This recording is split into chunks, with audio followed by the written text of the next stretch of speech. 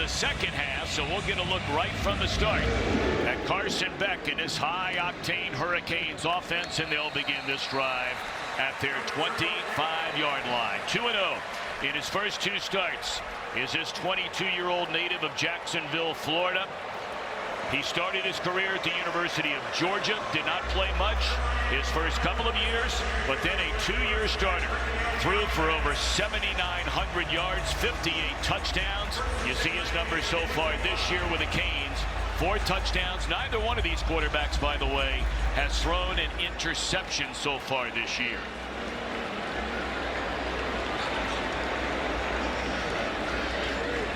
Mark Fletcher Jr. in the backfield. Beck going to throw it on first down. Great protection. And the slant to C.J. Daniels. Started his career at Liberty and then at LSU a season ago. And he has been the primary target along with the freshman Malachi Toney for the Hurricanes.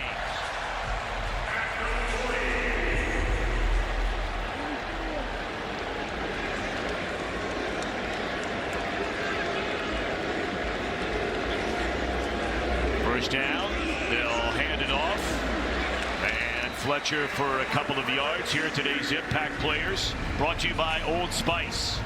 Right on cue, we got C.J. Daniels from Miami. So far this season, he's been the ultimate spark plug for this offense. He's got the swagger, the big play mentality, and an NFL pro. Malachi Toney, the other freshman electric player. He's a true freshman who's explosive in and out of his breaks. He's fearless over the middle. And this Bulls defense has been mighty good these first two games. They only allowed 7 points against Boise State.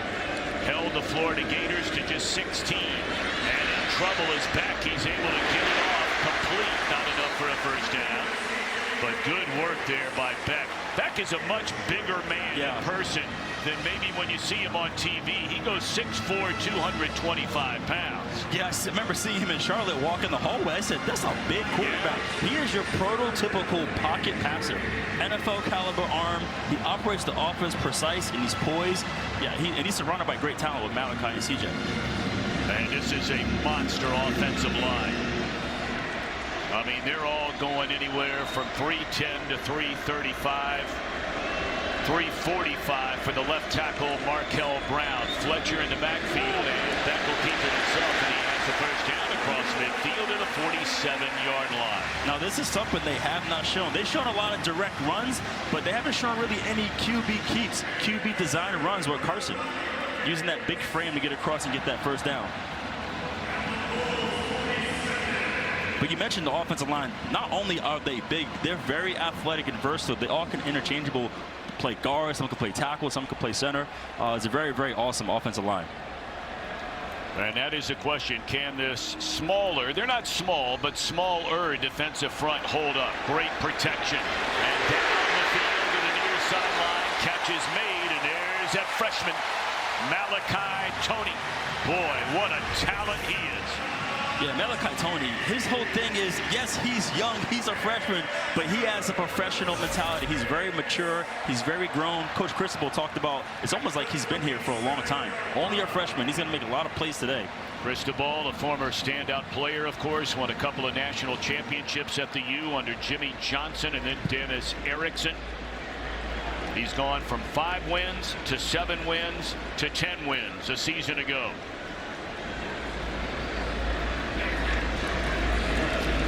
Fletcher off the right side, picks up a couple of yards, wrapped up. We'll be calling the name Josh Seliscar a great deal today.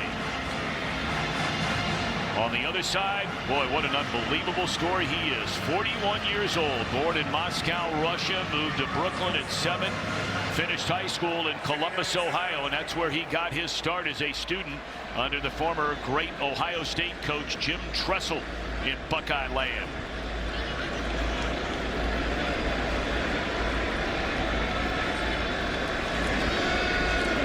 All day to throw it. Catch is made across the middle. Again, you saw what the offensive line was doing. Carson got to sit back there, relax, got to scan the field, and again, throwing dimes across the middle. You're going to see a lot of this. This offensive line is outstanding. That's Tony Johnson. He has not been heard from so far this season. It's enough for a first down inside or right at the 10. We'll call it 1st and goal for the Canes on this opening drive.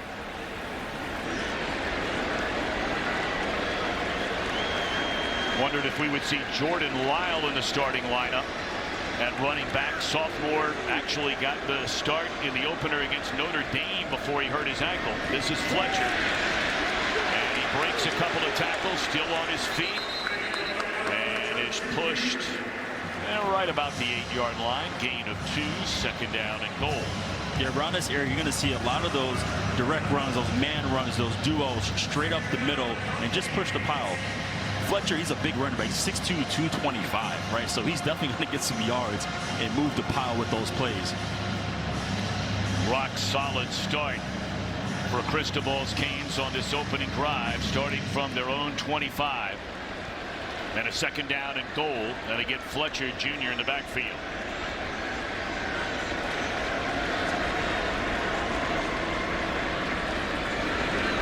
Beck pump fake, lays it off, and a touchdown, Miami.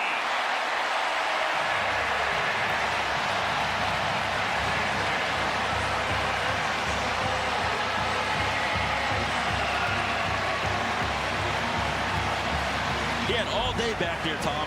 He had all day to scan the field and get back to which could have been his 4th read. Joshua Moore, just his 4th catch of the year. It's his first touchdown catch of the year. So they went to a couple of guys that have not done much so far in this offense. Moore, Johnson, Toney had a big catch. Daniels did as well. Point after by Carter Davis. A hero against Notre Dame is good. Boy, so many weapons on display from the get-go. Yeah, Carson Wentz scanning the field, finding his receiver for the touchdown. Right now, Miami's winning 7-0. And it's been a while. 1987. They got to make these adjustments now if they want to make that happen. Yeah, they fell behind 7-0, you may remember, to Boise State, and then ripped off 34 unanswered points. So, I mean, is this the way you wanted to start? Of course not. And now Byram Brown. He is a 3-year starter, a senior, grew up, went to high school outside of Raleigh, North Carolina. He had an incredible 2023 year. He rushed for over 800, threw for over 3,200, and threw for 26 touchdowns. But then last year in the 4th game of the year, injured his leg. He did not return until the very last game, just a couple of snaps, but off to a big start this year.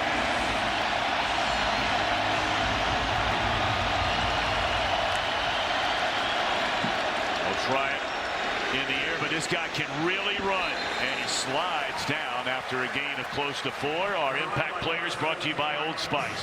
Impact players, you got the 2 big receivers for South Florida, Nimrod and Singleton. They're both averaging over 20 yards per catch. And on defense, you got Ruben Bain. He can easily destroy this game. And then in the back end, O.J. Harit, outstanding young quarter, physical, heat-seeking missile in the secondary.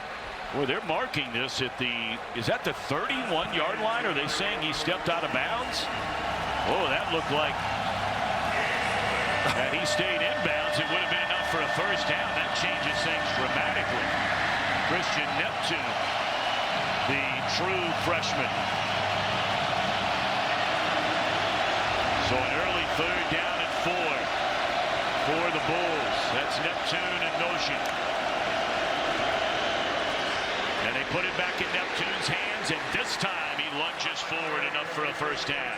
It's interesting watching both these offenses. They really run the same plays. You get the wide screen, you got the direct runs, but in this case, you got tempo from South Florida, which is going to try to keep them off balance and try to eliminate from some subbing on defense. Yeah, they run a play every 8 to 11 seconds, and not much more than that. Sort of a wobbler to the near side, and it's incomplete. It looked like Nimrod had a chance to get it, but apparently it hit the turf. 2nd down and 10. Yeah, he did a good job getting back to the football. He just has to bring that one in. Brown has not thrown an interception coming into this game in his last 240 consecutive pass attempts. That goes all the way back to the 2023 season. But can this veteran offensive line, Will Blackman, hold up against his big, powerful Miami defensive front? They pitch it, and up to the 39-yard line, it's Cartavius Norton. This is what this defense do. These linebackers are sideline to sideline, running and hitting. They told us in practice they condition like that. That's how they play. They play all day long like it's a game, and it transfers into the actual game. For a 3rd down and 7, trying to convert on a second straight 3rd down. Good protection. And Brown looking for the home run ball, and it's broken up. Frederic, the sophomore who had an excellent freshman season, was a freshman All-American. Brown taking interference. It should have been. That's all the way past interference. Listen, he does a great job of getting in phase. The fact that he caught up and then looked back, that's exactly why they didn't call it, Tom. Well, that's an early break for the Canes, it looked like. The native Australian, Chase Leone, off to a great start this season. Man, has he been a weapon in the punt game. Angling towards the sideline, and it will be strategies for a more confident future. The Grammaticas have to be the greatest field goal kicking family of all time, don't they? It's a legacy family. Automatica, Grammatica. And Nico, of course, the game winner in the swamp last weekend to beat the Florida Gators 18-16. Good start for the Canes here today in Miami. A 1st down run, and still on his feet. Talked about, Will did, how strong and powerful Fletcher Jr. is. He is a junior from right down the road, American Heritage High School in Fort Lauderdale. Had a couple of touchdown rushes for nearly 90 yards in the blowout of Bethune-Cookman. Yeah, right now this offensive line is doing a great job of resetting the line of scrimmage. You can tell right now in that last play, they're already moving 3 yards down the field, which made it easy for Fletcher to get those nice yards.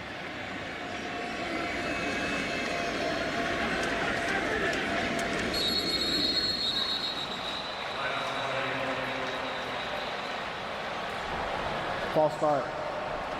Offense number 61. 5-yard penalty.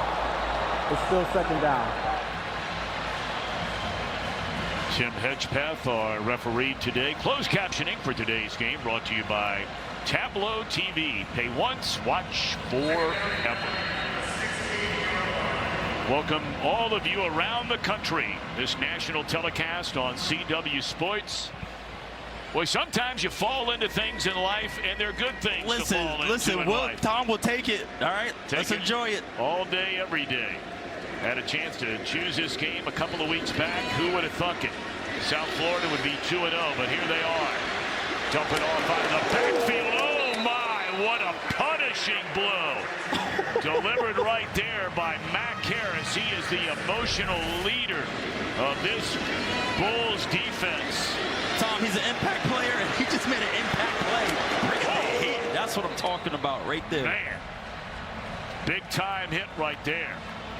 He even knocked down his own other player in that. Yeah, he did, right. It's like the split in bowling, right? Boom, boom. All right, it'll be a 3rd down. 3rd down and 4 for the Hurricanes, who hit on their only 3rd down attempt so far today. Easy pitch and catch to Keelan Marion. Transfer senior, came over from BYU after starting his career at UConn. Yeah, that's a big play for them in this situation. Anywhere from 3rd down to 3 and 6. They like those hitches right there. You'll see him line up. You'll see Malachi Toney also hitch up right there. Just an easy throw. High percentage completion for Carson Beck right there.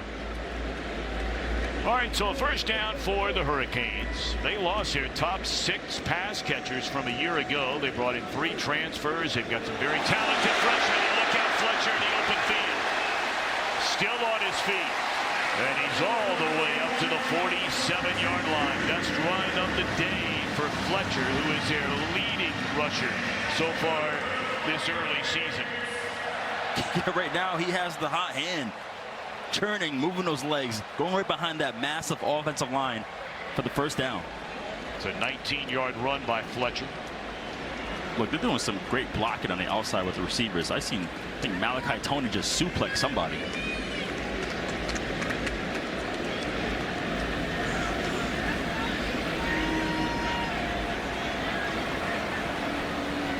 Off the left hip of Beck is Fletcher. And all day again to throw it and nearly intercepted. And that's something that Beck has not done this season. He's not thrown an interception in his last 185 pass attempts. I thought Beck would be older. It just seems like he's been around, forever. He has. Yeah, he has. You're right. He's been in college 6 years. His first 3 in Georgia. He played a total of 11 games. And then over the next 2 years, he made 27 starts, a 24-3 record.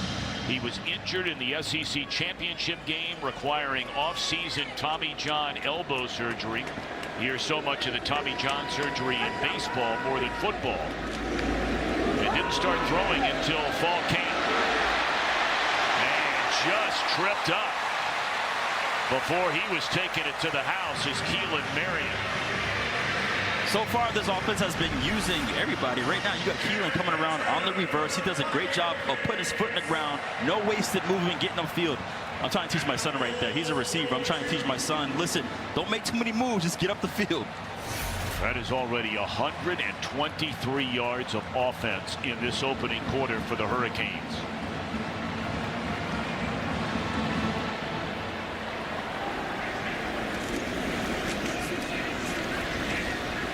Back on the ground once more. And this time the first carry for Shamar Brown.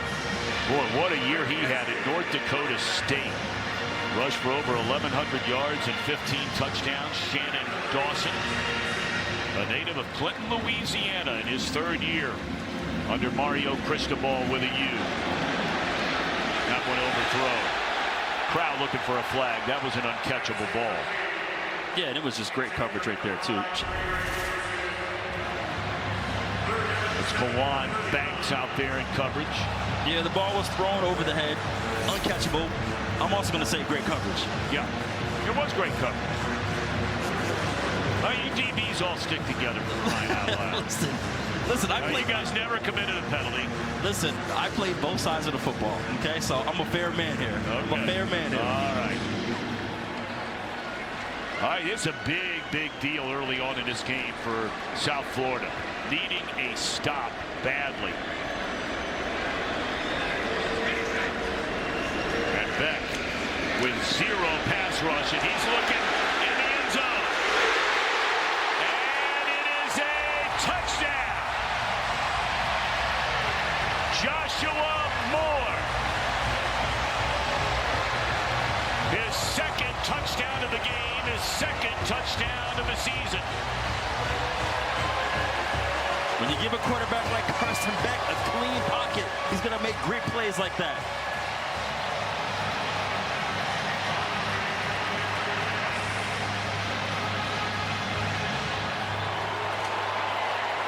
Well, for the Bulls, this was the last thing in the world they were thinking about. A quick 2-touchdown lead, and the point after is good. Yeah, he does a great job finding the receiver and the slot fade, making the play right now. Miami's up 14-0. You can't do a U sign with a phone in your hand. It's just not the same. Listen, I've been talking about the offensive line all day, but Marty Marr, Shamar Brown, he heard me. He said, listen, I'm blocking too. Watch him come over and make this beautiful block that allows Carson Beck to find his receiver deep for the touchdown. Everyone's protecting, Tom. Everybody. Man, what a start for the Canes. They're just taking their time, running their plays, going down the field.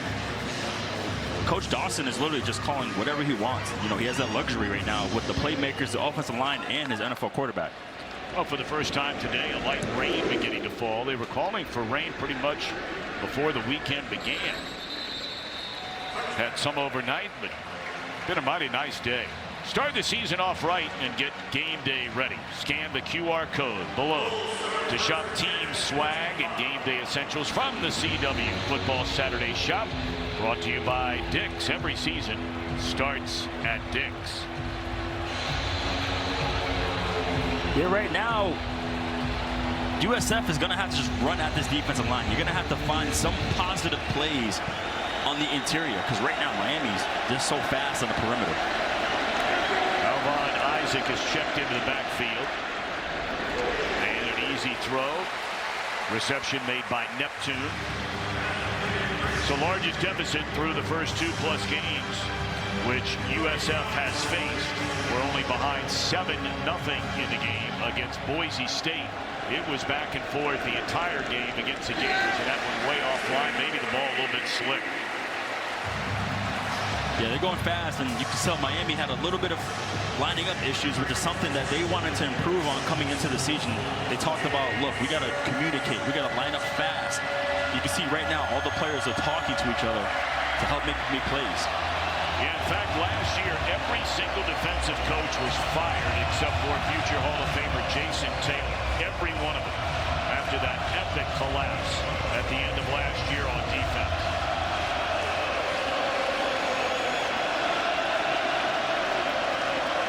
Coming down a little harder now.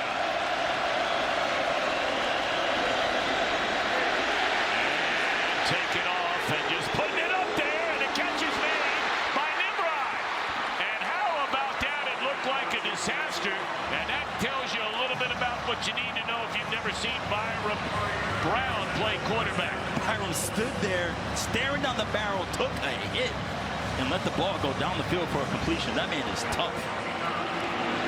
That is a 52-yard gain. They'll hand it off on first down and get a couple.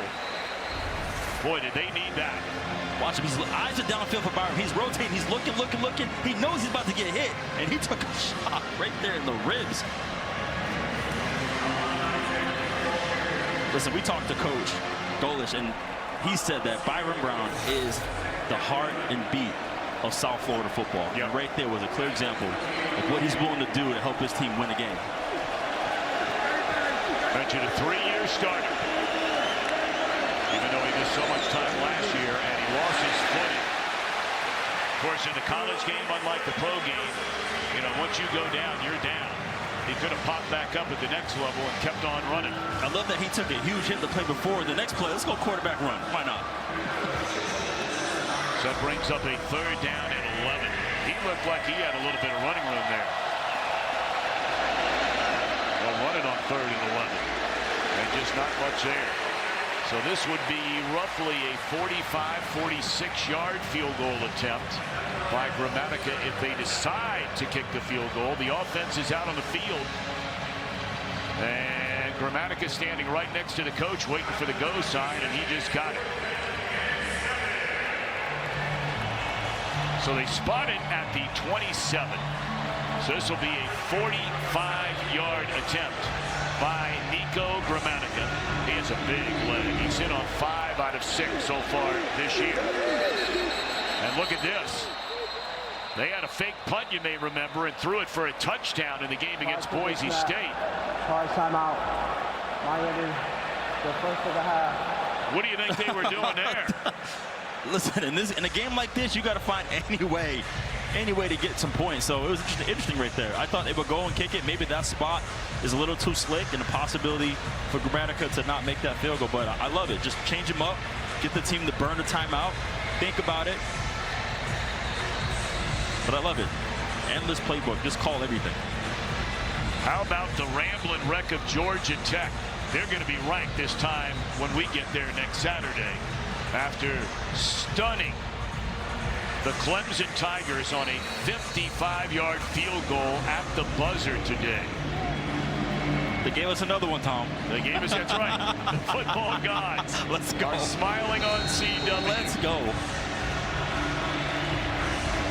All right, here we go. 5 out of 6 this year is Gramatica.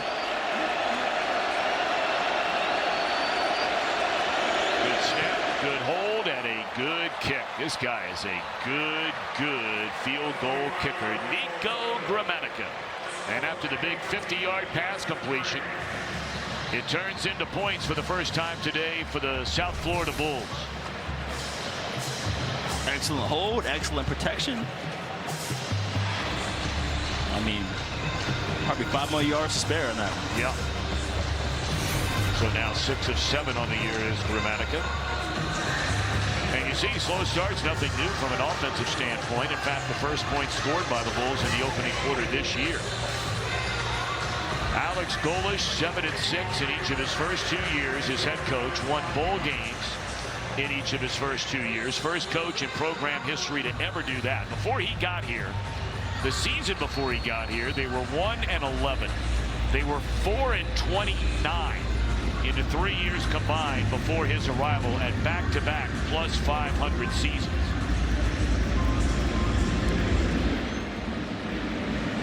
That one through the end zone. Coming up Saturday the 27th.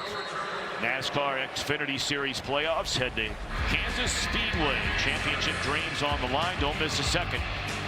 NASCAR Xfinity Series playoff racing Saturday, September 27th, 3:30 Eastern, 12:30 Pacific, only on the CW. We have just got huge numbers for our Xfinity coverage here on the CW. Our crew does a phenomenal job on that coverage.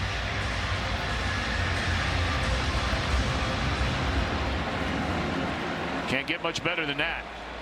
Yeah, he's been calm. He's been chilling all day. Offensive line's been protecting. Running backs been blocking. Receivers been catching. He's been throwing to everybody so far on the offense. Shamar Brown in the backfield, and they're going to, play around with this and see who has a hot hand. Talked about that, yesterday with the Miami offensive coordinator Shannon Dawson. They have Fletcher, who's a junior. They have the transfer sophomore in Brown, and then they have the true sophomore coming off an excellent freshman year in Jordan Lyle. Yeah, they are running with the hot hand, but in this case, they're just keeping fresh backs. Yeah. In this case. They got a few of them on this team that'll be playing at the next level. That's faux show. Oh, this on both sides of the football, no question. Starting with a quarterback. Carson Beck, great start for this offense. And a stop defensively on a first down carry for Shamar Brown. I mean, the number's overwhelming for Miami. A 14-3 lead in the opening stanza.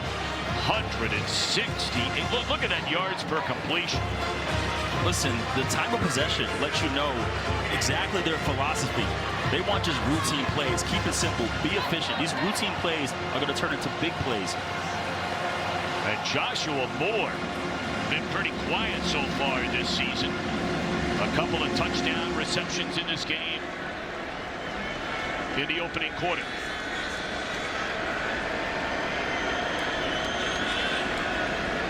Two backs check in. And Beck all day to throw it. Rolling, now in trouble, and down he goes. There is a penalty flag right in the middle of the field. That's Mac Harris, the third, getting over there to make the stop on Beck. Holding offense number 52. That penalty is declined. It's 4th down. That's their transfer center from TCU, and they love James Brockermeyer. So that's going to do it. First stop today for the USF Bulls. Yeah, they did a great job standing up. It's funny, I thought there was going to be a holding in the secondary as well, too. So they're just playing physical. Both defenses are challenging the receivers on the outside, and now South Florida was bringing pressure on that last drive. Joshua Porter stands back at his own 30-yard line, waiting on the Dylan Joyce punt, another Australian. Good punt and a fair catch right at the 25. Moore only had 3 catches the entire year without a touchdown. I'm sorry. How about our guy? Get him in the game, coach. Love it, love it. He figured it's going to be a blowout. He might get some PT today. Well, it's interesting with the portal in recruiting. Oh, what's going on here real quick? Is this a weather delay? Was there some lightning? Well, they're pulling both teams off the field. Lightning detected, you see, within 8 miles of the stadium. So they will put a halt to this one in the opening minute 15 of this second quarter. Welcome to South Florida. Yep. It's just a routine day. Well, when the game began, there was only about a 35% chance of rain between 4 and 6 o'clock. Clearly, the rain is here. They weren't calling for thunderstorms, but like you said, I mean, take a look right there. That's Florida in a nutshell. You got blue skies, and then half a mile down the trail for the South Florida Bulls. Their 3-year starter, senior quarterback Byram Brown, who has not thrown an interception so far this year. Brown 4 of 7 for 55 yards. Sam Franklin checks into the backfield for the first time, and he'll get the carry. And just not much there. Bain Jr., the first one there to meet him. Boy, what a player he is. Ruben Bain, considered by many to be the best defensive player in the country. Yeah, he has been outstanding. You saw him on that play right there. You're going to see him everywhere. He had an interception this year already. Yep. Got a sack, forced a fumble. He's giving chase. This guy can run it now, and he takes a slide head first, does Brown. Out across the 30-yard line. Oh, they're going to spot it inside the 30 where he went into his dive. Yeah, it's where it started. That's pretty much where they're going to place the football, where he started his actual slide. Boy, normally that's not his MO to hit the deck. Well, you don't want to get hit by these guys. You rather hit the deck than get hit by Ruben Bain. Yeah, good point. All right, so a 3rd down and 6 for the Bulls. Opening possession. Post hour 42-minute weather delay. 4-man rush. And he's going to take off, and he will get enough for a first down. This guy 2 years ago, when he played in every game as a sophomore, by the way, an 18-year-old sophomore, he ran for over 800 yards. Yeah, that's the threat of him. When you want to drop in coverage, you're not putting pressure on. He's going to do a great job and use his feet.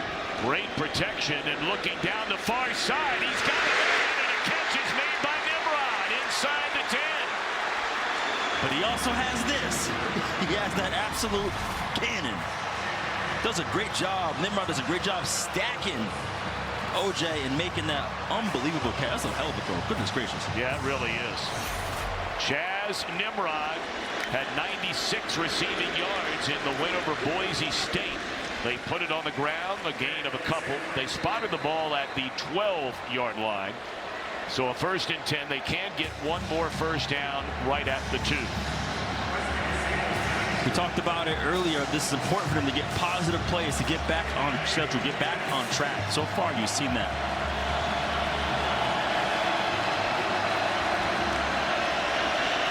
Second down, they fake the handoff, and the throw is too tall into double coverage with an eye on Nimrod again.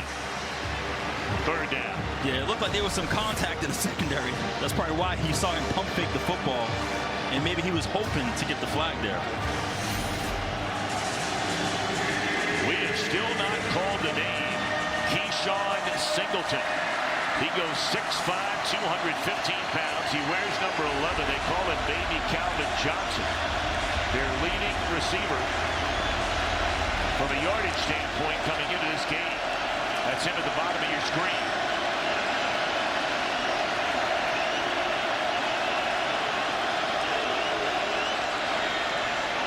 Third down. And that just sails. May have lost a handle on that one. Yeah, if it's not there, just throw it out of bounds. No need to take a risk there. Great job. Miami defense standing up after giving up a big play. They do a great job of keeping 6 points off the scoreboard. So out comes Gramatica. He hit from 45 yards out on their last possession. So if he converts here, it'll be back-to-back possessions with putting points on the board if he hits this from 28 yards away, which he does. So now a one-score game. 14-6 Miami with 11:16 to go until halftime.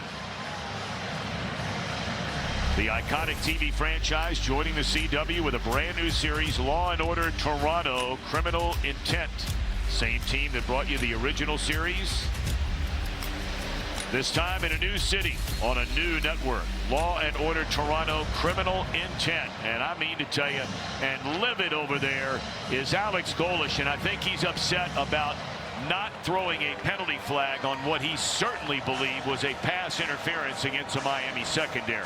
The Miami DBs, they have been challenging these receivers all game, and they've been grabbing a lot. They've been pulling, grabbing, and he has a right to be furious. There have been some questionable contact back there in the secondary. Well, I know a lot of Miami fans were giving up to us early in the game on that very first bomb thrown down the sideline. There was clearly contact there that was not called, and now another that wasn't called, at least in Coach Golesh estimation. And here it is right here. Basically hands all over the receiver and no call. Yeah, I mean, he did impede. It was almost like special teams, right, on the gunner where you can grab. But he was trying to get to his spot. The arms did go around the neck, so I can see where something should have been thrown there. And if anything else, illegal contact downfield into the secondary. That's not pass in the NFL, interference. that's thrown. In the NFL, that's thrown. That's a flag. All right, so now it's Carson Beck and company. From the 25, Beck across the middle. And he connects to Keelan Marion, the transfer senior from BYU. Marion, an All-American kickoff return man for the Cougars last year. Look at that. Look at that strike from the up cam. That's my favorite cam, by the way. Yeah, I know it is. You love that thing.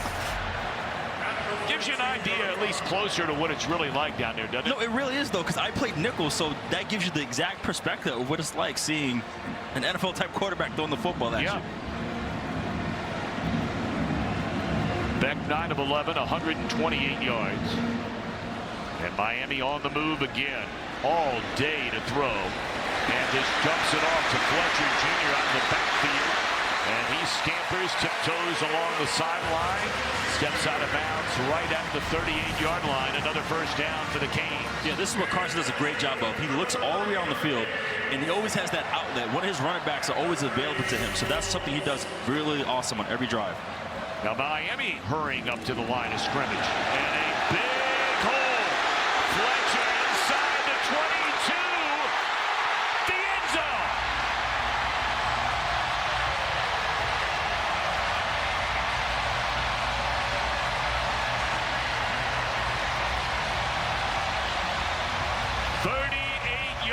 Touchdown run, the longest run of this season for Mark Fletcher Jr.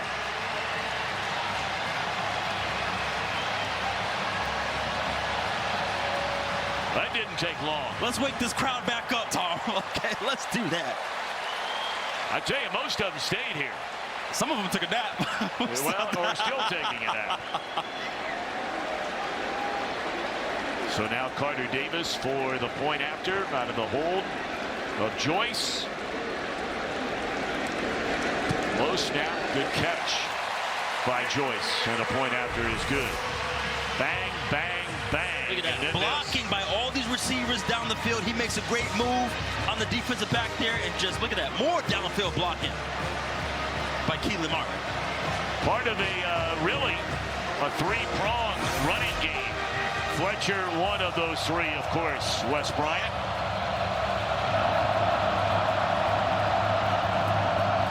I guarantee you, when they watch the film tomorrow, they're going to see all the receivers blocking down the field all game long. They've been doing an outstanding job since the very, very beginning of this game. Look at those numbers for Fletcher. He ran for 86 yards, came out of the game early in the rout of Bethune-Cookman. Had a couple of touchdowns. Fourth time in his career he's had 2 or more rushing touchdowns in a game. He just had a great reception before the run. All right, let's check in downstairs with Wes Bryant. Yeah, I got a chance to talk to Mark Fletcher this week. He's one of the top rushers in the ACC, and he just said his goal, he doesn't have any personal goals. He just wants to win, and said he didn't realize that he could be great at this game until more people just told him how good he was when he was a kid, and he just loves to work and work for the good of the team. Yeah, and even before the season opener, Mario Cristobal, told us, along with the offensive coordinator, Shannon Dawson, said, look, Jordan Lyle, the sophomore, was going to get the start. And he said, I just felt like it was very important to go talk to Fletcher to say, hey, look, don't hang your head. Everybody's going to get a shot to get carries here. And said Fletcher was cool. Yeah, I mean, everyone's going to play, but they said if you're cooking, then you're gonna handle the rock. And so far, he's been doing everything. Receiving, rushing. He's been really, really awesome for this offense. 21-6.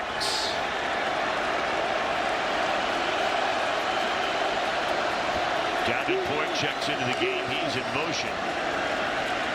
And on first down, offline with an eye on Neptune. Yeah, this is going to be important for this Miami defense. So they're only rushing 4, sometimes 3, to really try to rattle Byron Brown while he sits back there and looks around and throws the football.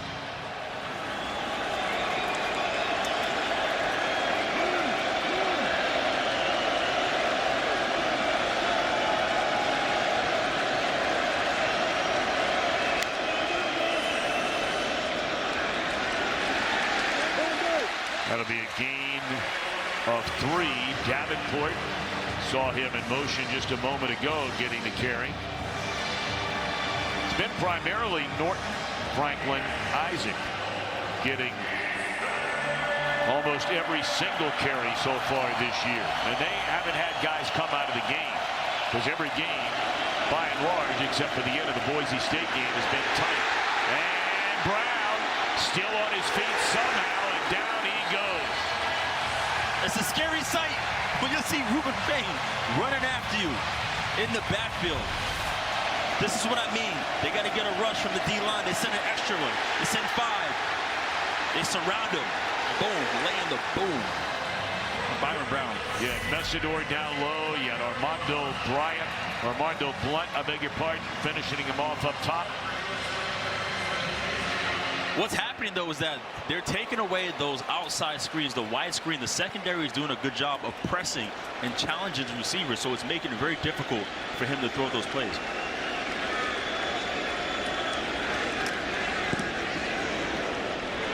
Line drive, punt will take a bounce, fielded by Toney all the way back at his 20. Made a couple of guys missed and brings it out to the 25.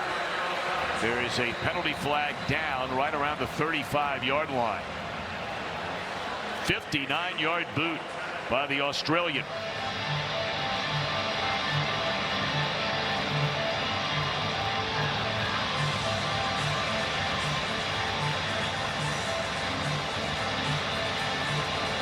Well, those two are having a lengthy conversation there.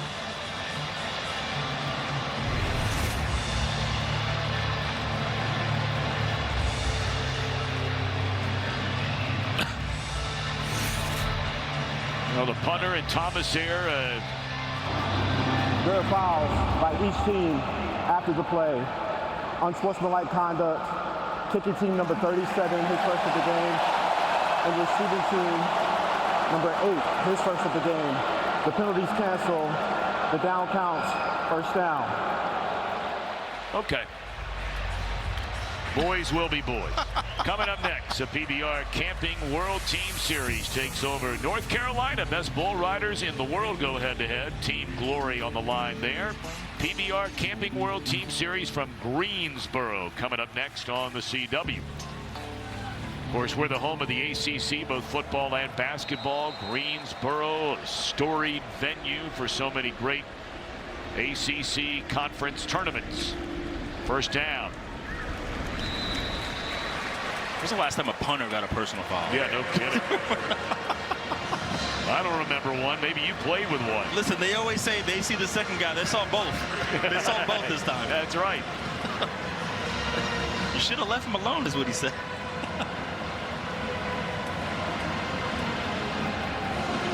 All right, you see Miami here getting back on track, again with more direct runs. something that's been very explosive for them. If you weren't with us earlier, this is a massively talented offensive line. It's something that Mario Cristobal talked about in their recruiting, and he is an outstanding recruiter. There's no two ways about that. They are so big. You got Brown at left tackle, 345. Left guard McCoy, 325. Brockermeyer, 300 the center. Then you go 335 and 325. Right guard, right tackle. And they can move. Yeah. And they have great body composition. They're just not 330. They're 330 and lean.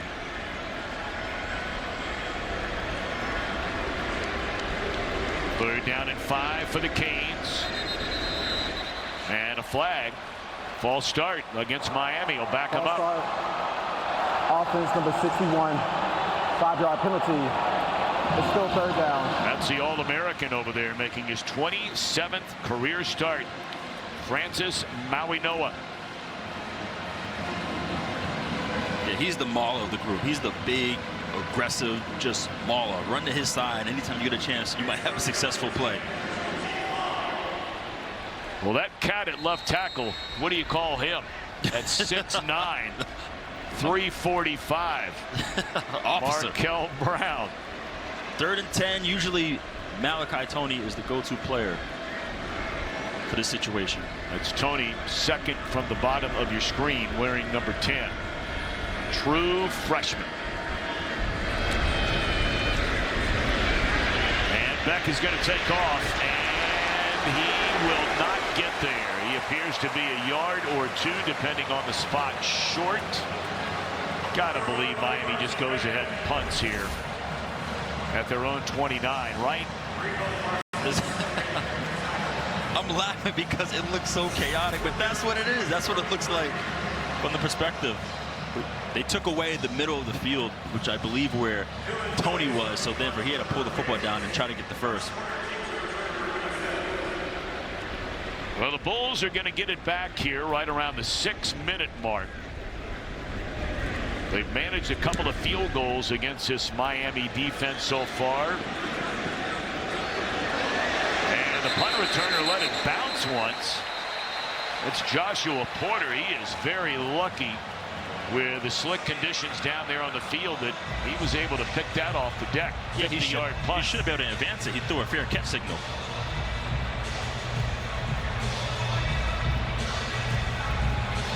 We invite you to stay tuned for our halftime show presented by Subaru. Love, it's what makes Subaru, Subaru.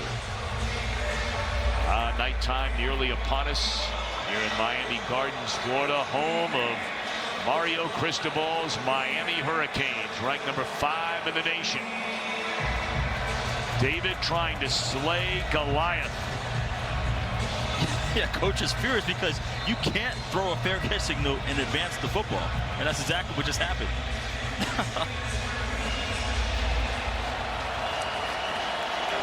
All right, so the Bulls started from their own 19-yard line. Design quarterback run for Brown. He picks up 2. Yeah, this is something they're going to have to get back to on this drive. As they scored before, just more positive plays.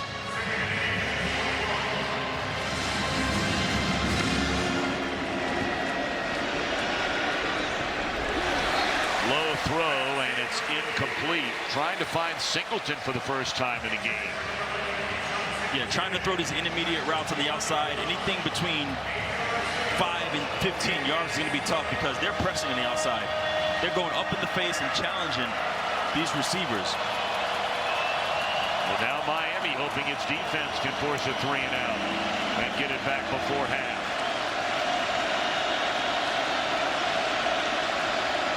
Third down and 8. They get to the 29 where they need to for a first down. They might check a slot fade down here. Play clock down to 3. Blitz coming. And it's intercepted.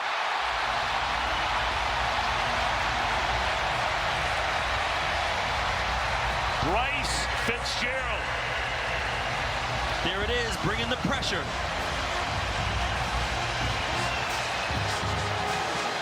That is the first interception thrown in 253 attempts by the quarterback, Byron Brown. Again, they're able to get pressure immediately, which forces him to get rid of the football. Even though they are a high-tempo team, some RPO, some quarterback design runs, they are over 70% of a drop-back team. So don't want to sit back there and try to pick you guys apart like you did last drive. Get some pressure, and they were able to do that with only a 3- to 4-man rush. All right, so now Beck and the Hurricanes offense at the Bulls' 25-yard line. Boy, a touchdown here could make for a long second half for the Bulls. They run it on first down with Fletcher. And he's still on his feet. No, they go to Brown, who checks in for the first time. I beg your pardon. They're playing everyone, Tom. Well, I mean, they should when they're this good. Well, I would say, too, that's the deal when you are getting these really talented recruits and you're going into the portal, that these guys are coming to play now. Like, they're not coming here to sit and be slowly developed. They're coming here. They're saying yes. They're committing to your school because they're expecting to play. Brown stays in the game.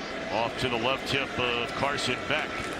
Play fake. Beck lofts it towards the end zone, and he overshot his target. First time we've called the name of the tight end, Alex Bauman. Transfer senior, came over from Tulane, where he had a nice career there for the Green Wave. He's so used to throwing to these track stars on the outside. He oversailed that one just a little bit. Right. Some cat that weighs 250 can't run like those dudes run 185.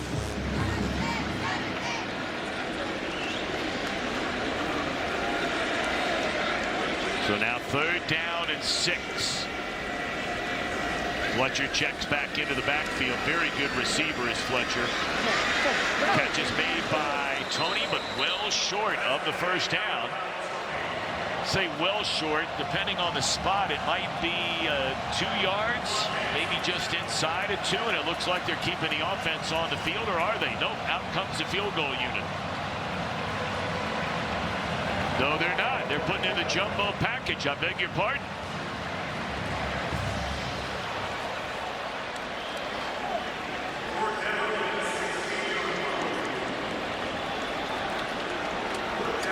All right, here we go, bringing out the big boy football. Boy, look at that backfield. The old school OT. They give it to Fletcher. And he is able to muscle ahead inside the 15 for a first down, Hurricanes.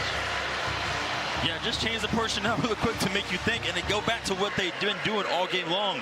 Running man, running duo. These downhill direct runs. Well, Fletcher is a good-looking back. They're all good-looking backs. We have still not seen Lyle yet. They said he was back from injury. I love that formation. Ran that when I was about 7 years old. Yeah. Don't see it much anymore with your son, do you? Ever. It's all shotgun.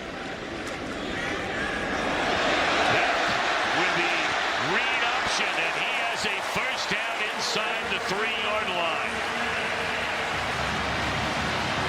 Beck only had 2 carries this entire year. He's had a couple already here today. Yeah, I love that design runs. I love that they're adding this element here. You haven't seen this on film, but he is an athletic quarterback. 6'4", almost 230. Tough to bring down. 2:50 to go until halftime, and the Canes trying to put South Florida in a major hole. High formation, Fletcher.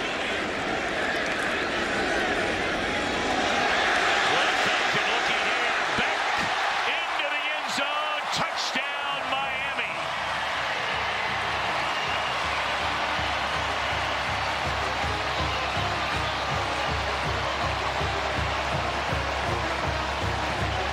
That is the first rushing touchdown for Beck in a Hurricanes uniform. You know, he's excited to get that run.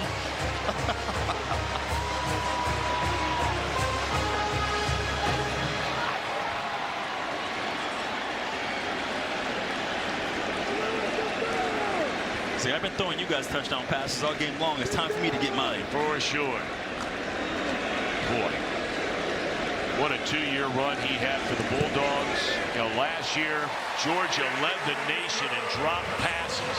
So his numbers weren't as good last year as they were the year before. But what a start for him in Miami. I love when Coach Dawson breaks the tendencies. He ran quarterback direct run before. Yet USF is thinking, no way, they're not going to run it again. Sure enough, fake ISO with the bootleg. Oh, he got to get that poster, put it in his room somewhere. That's a nice shot right there.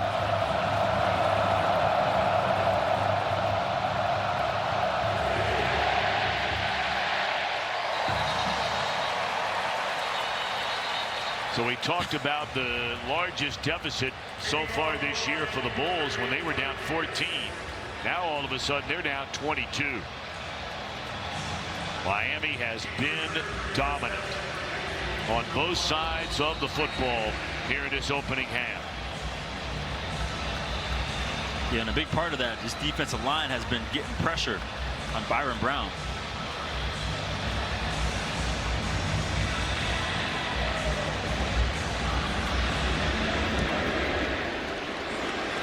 Boomed out of the end zone. Well, the fastest growing cable network in all of television is News Nation. News Nation respects all Americans and is news for all Americans. To find News Nation on your television, go to newsnationnow.com.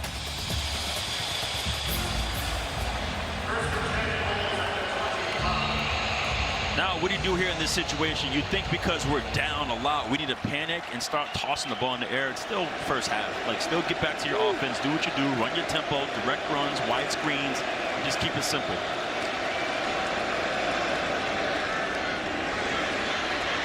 Neptune is corralled around the head by Chase Smith.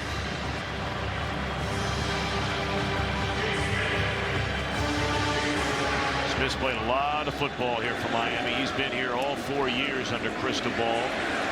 Spinning and diving forward is Isaac. It'll bring up a third down.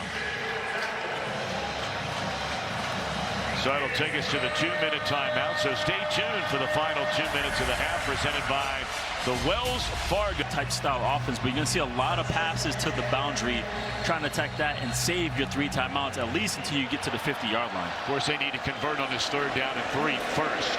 Isaac in the backfield.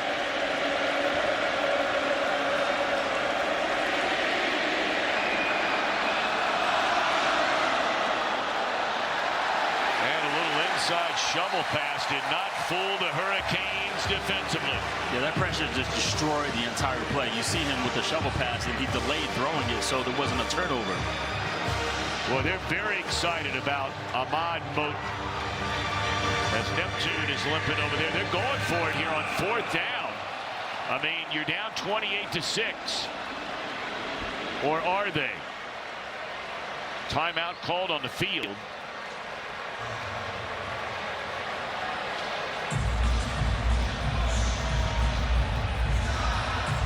As Neptune, they'll take a look at him over on the sideline. You know, this time last year, this was a game. It was 22-15 in the opening half. And then Miami blew the doors off the Bulls in the second half. And if you throw in tonight's score a year later, plus 50 for the Canes. Yeah, go ahead and punt this away. Don't even mess around. Yeah, I was going to say, there's no way. The way the defensive line has been playing tonight, don't mess around with that. Malachi Toney, and there's more than enough time for Carson Beck and company to go after another. They will not take the foot off the gas here. No chance. Toney from a 22. Still on his feet across the 40. Just tripped up, then collided with his own man, but an excellent return by Toney. I almost got flashbacks here watching Roscoe Parrish, Devin Hester, all those Miami elite return specialists that they had back in the day. And he looks just like one of them. Almost broke that one for a touchdown. This Toney has some kind of future, man. He is the only receiver on an FBS team since 2008 to lead his team in receptions and receiving yards the first 2 games of his career. A true freshman. Think about how busy, how active he is, and he's the return specialist as well. All right, here we go. 2-minute offense for Beck. Trying to add to a 28-6 lead. They're looking at one play. Contact down there, and what a catch by C.J. Daniels. A flag was thrown. He caught it anyway. I mean, this guy's a walking highlight reel. Okay, every single. Back in the period. Defense number 22. 15-yard penalty. Automatic first down. Look at that. He fights to get back and plucks this football. Wow. I mean, my goodness. Look at this. Of course, he had that highlight reel, all-time highlight reel touchdown reception against the Fighting Irish. That's how you go get it. CJ is a pro right now. It's funny, you know, last year at LSU, you know, he caught a lot of balls, but he didn't catch a single touchdown after he had 2 monster seasons at Liberty.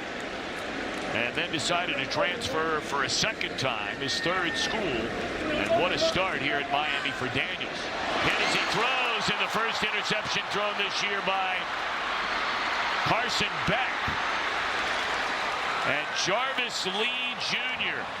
will now give the Bulls a chance. So we've seen 2 quarterbacks. One had gone 250-plus passes. Beck had gone over 200-plus passes without throwing a pick. Yeah, you see Matt come right off the edge. Mac Harris bringing the pressure, attacking the upfield shoulder just enough so he couldn't throw a touch pass. Great play. Great play. That was huge. They needed that. Can't allow them to get any more points on the board. Now they have another chance to go down the field.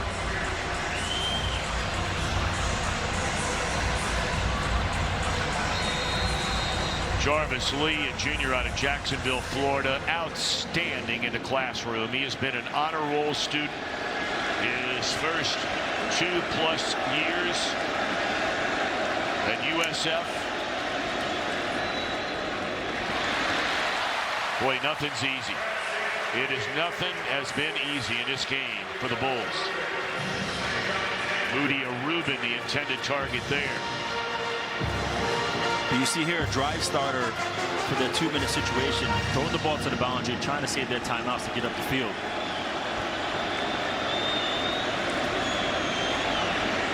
Brown looking around, and it's tipped, nearly intercepted. He had an open receiver in Nimrod across the middle of the field. A lot of space out there, but couldn't connect. 3rd down and 10. It looked like, I believe it was Torre that was there, being in that window, reading the quarterback, making that play.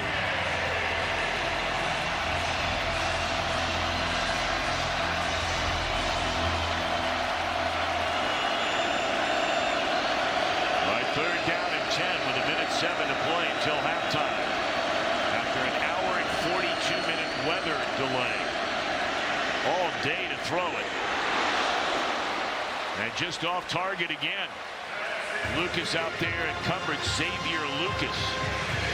And that's a 3 and out, and they're going to have to punt again. Well, this Miami defense has been mighty good again. Yeah, for those at home, look on the outside when Miami's on defense. Both cornerbacks are challenging these receivers, making it difficult, taking away the #1 read instantly. All right, the electrifying Toney standing back at his 10-yard line. Booming punt. And what a great punt right there by Leon. Well done. Coming up Tuesday night, former NXT champions turned WWE megastars invade the CW. I mean, all the stars are out. Ripley, Stratton, Carmelo Hayes, and more. Don't miss a very special NXT Tuesday, 8 Eastern, 7 Central, right here on the CW. I think Wes is a big wrestling guy, isn't he? Yes, he actually is a big wrestling guy. He follows them for sure. Wes, you dialed in with all those guys? Yeah, man, I love it. You know, we watch WWE every week. I keep up with the storylines. I actually watched SmackDown last night before I went to bed. Yeah. I tell you what, Wes's son might end up in WWE SmackDown. We were riding back last night after meeting with the USF coaches, and he's telling us his 13-year-old son. There you are, Wes, with a reigning champ down there. Yeah, man. But Wes's son is 6'3", 200 pounds, and 13 years old. He's already in Wes's closet taking his shoes. Yeah, no doubt. What size are those shoes your son wearing, Wes? Yeah, man, I'm sure that he will be elated because he's not only made it onto my radio show, but now he's made it onto my football games as well, so he'll be quite excited. Well, heck, I'd be excited to be his agent. They'll be looking for one of them. That'll be the final play of this opening half. Well, we came in wondering about, could David slay Goliath? Is there going to be one more play? Looks like USF called a timeout. Yeah, before 3rd down and 7 here. With 5 seconds left. But, you know, we wonder, coming in, you get the win USF does against Boise State, 34-7. Then they go to Gainesville against a talented Florida team, 18-16 on the last second field goal by Nico Gramatica. But now coming in, this is a different cat they're squaring off with this week. Nothing against Florida, nothing against Boise State. But Miami's ranked in the top 5 for a reason. Well, there is some context to it. I know, you know, Boise was who they were, but they lost a lot of players. They lost Ashton Genty, which was, you know, pretty much majority of the team, the offensive production. So that was a different team that they dealt with. And also Boise going to Florida to play them. And then going against Florida, yes, when it comes athlete-wise, you have a similar or maybe better athletes there than here Miami, but just it's a different beast. Put her down, they're just going to run it. And it's good enough for a 1st down, but that is the final play of an opening half dominated by the Miami Hurricanes, putting up here. Let's see what they do in the 2nd half. 30 minutes of football here still to play. And the Bulls will get the ball. Jaquan Smith waiting back, and it's booted through the back of the end zone. For those of you tuning in for PBR Team Series bull riding from Greensboro, coverage currently airing on the CW app and CWTV.com at CWTV.com. We'll join live coverage right after we conclude our game here in Miami that was delayed at the start of the 2nd quarter for an hour and 42 minutes due to lightning in and around Miami Gardens. Yeah, let's see what adjustments they make here. Again, these Miami defensive backs are pressing on the outside. I was going to see if they do some motioning. Here's some motion right now. That's Neptune, who was injured in the 1st quarter. They're going to lay it off to him, and here's Bain. Reuben Bain Jr., their leading tackler, a couple of sacks already, an interception, a forced fumble. But you don't want to throw it to his side. No. Okay, that's the most dangerous side to throw the football to. Outstanding job by Reuben Bain. Of course, Akeem Messidor is on the other side. It doesn't get easier.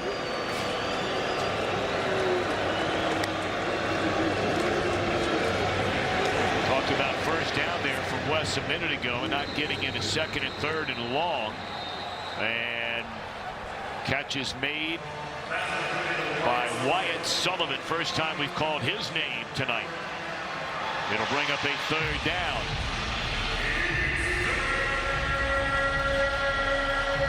It's closer to a 3rd and 6 and a 3rd and 5. Just 3 out of 10 on 3rd down conversions were the Bulls in the opening half. comes a blitz. They pick it up, and hit as he threw was Brown. It's incomplete. 3 and out for the Bulls to begin the second stanza. Hey, guess who it was? My man, Ruben Bain Jr. again affecting the pass. Well, they talked about his commitment to get his body in the best shape it's ever been in. Yeah, he actually cut down to 275 and then also changed his whole body comp, so he's actually more muscle. He did that starting in April. He's been very effective all over the place. He put together a serious offseason. And Leon punts it inside the 25 down to the 24.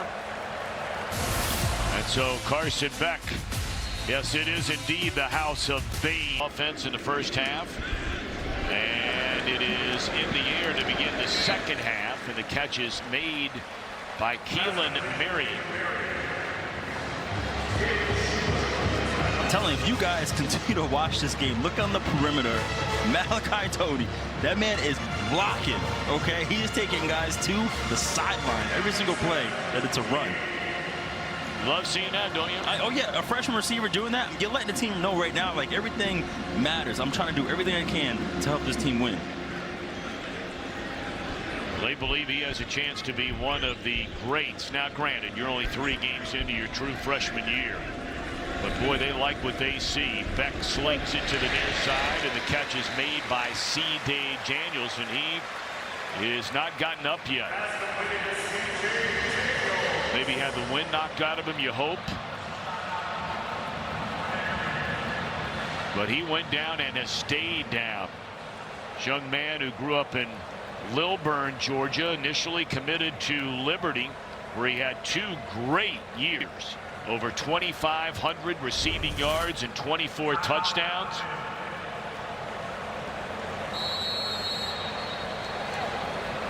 Yeah, that looks like He's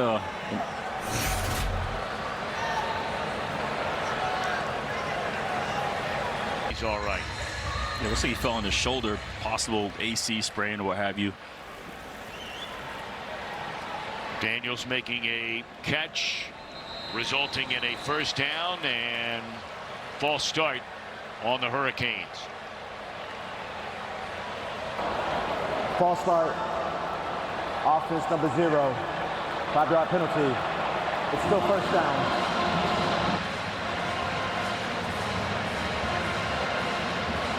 Talked about Marion. He came out of Atlanta in high school and went to UConn. Wasn't recruited by the big guys. Transferred to BYU, where excellent receiver, but really made his name as a kick returner. First team All-American a year ago as a kick returner. Beck, quick slant, and that's the aforementioned Keelan Marion. Another first down for the Canes. Thing on the sideline when they were attending to C.J. Daniels, you can see a video he asked, like, did I get the first down? While they were checking in on him. Fletcher had a big first half. Had 8 carries, 73 yards, including a 38-yard touchdown, averaging over 9 yards per carry. Yeah, that lets me know, let's get back to that. Let's get him the ball right now and run this football. Offensive line has done a fantastic job this entire game in the run and the pass, and Fletcher has been recipient. Be interesting to see if we do see Jordan Lyle, the sophomore who had an excellent freshman year a season ago. Ran for over 7 yards per carry. Started the season opener against Notre Dame. And there's a second interception thrown by Carson Beck. It was tipped into the air and then into the arms of James Chenault, the sophomore out of Orlando Jones High School. They really like his future, Chenault.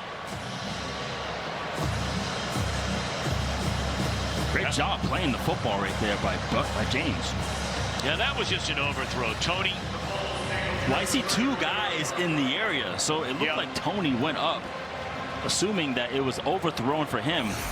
there was another receiver ahead of him where it looked like it was going to him. Yeah, I think it was Johnson, Tony Johnson, standing there behind him.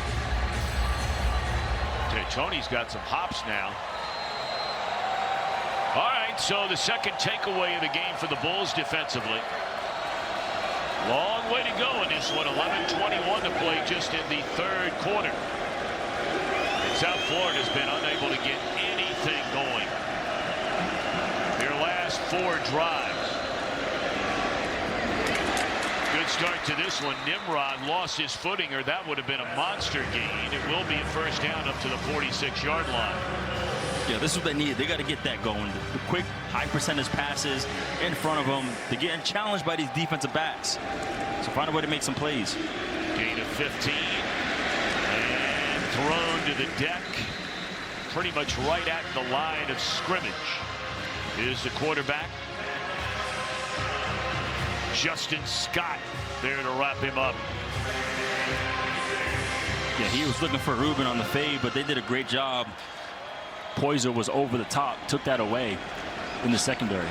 Scott, a 5-star recruit out of St. Ignatius Prep in Chicago. Only a sophomore.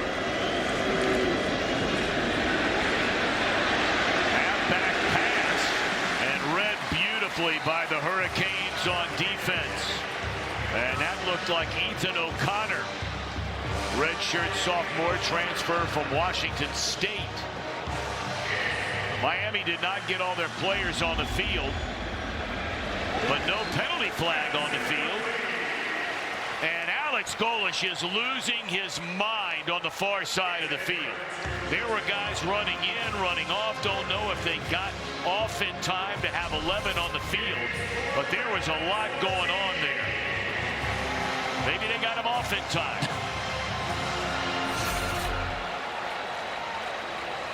Yeah, that was a wild series right there, Tom. It looked like they did get him off in time.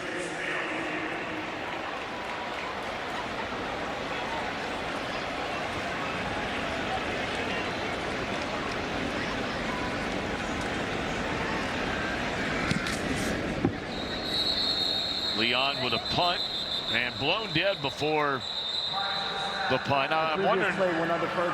Yeah, they're going to look at this to see how many men were on the field for Miami on defense. Did everybody get off the field in time? To determine that there were 12 players on the defense on the field. Yeah, this is one situation where you can review, official review, about how many players were on the field.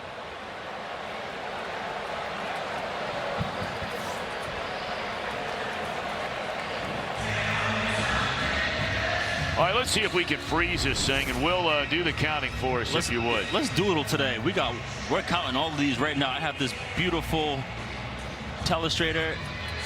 We got a lot of bodies there, fellas. We got a lot of bodies there. And again, help me here, Will, for a second. If South Florida did not make any substitutions, right, correct, then that means the officials do not have to hold up and let the defense make substitutions. Right. If South Florida runs a couple of guys or even one guy on the field to make a substitution, you have to allow the defense to do the same thing before you put the ball in play. Right, and you saw that in the first half. There was a time where South Florida did go fast, but they did sub in, I believe it was a receiver, and therefore the referee stood over the football, allowing Miami to sub. In this situation, there were no subs on the South Florida offense. And Miami, as you saw, had 13 bodies trying to figure out where to go.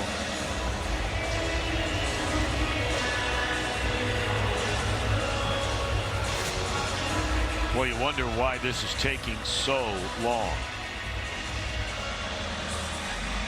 And Mike Mothershed back at our studio, our rules analyst this entire season, once again at CW. And Mike, I think we counted 13. You seen it the same way?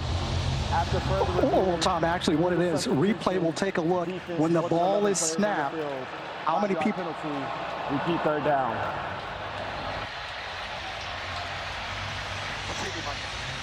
So when the ball is snapped, how many people are on the field? That's what they look for. So at any given point in time, you can have 13 guys on the field. You just got to get them off before the ball is snapped. Absolutely. Okay. Absolutely. All right. Well, apparently it was snapped with still too many on the field. So, question is now, where's the spot of the ball? Because that would be a penalty.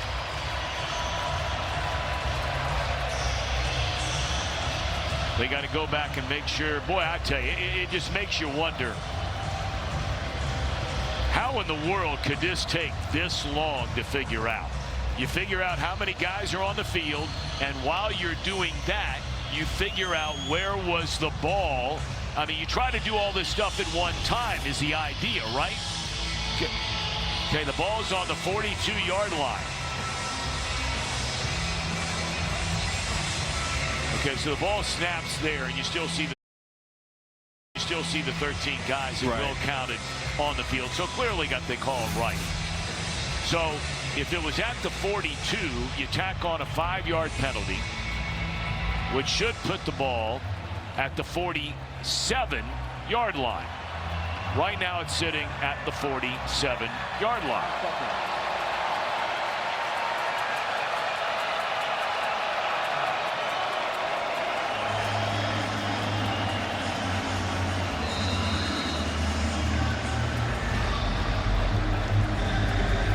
Okay, we're set to go.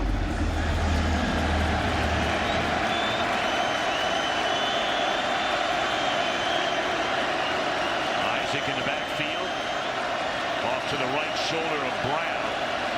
Third downs have been tough for the Bulls tonight, to say the least. Play clock down to 2. They get it off in time.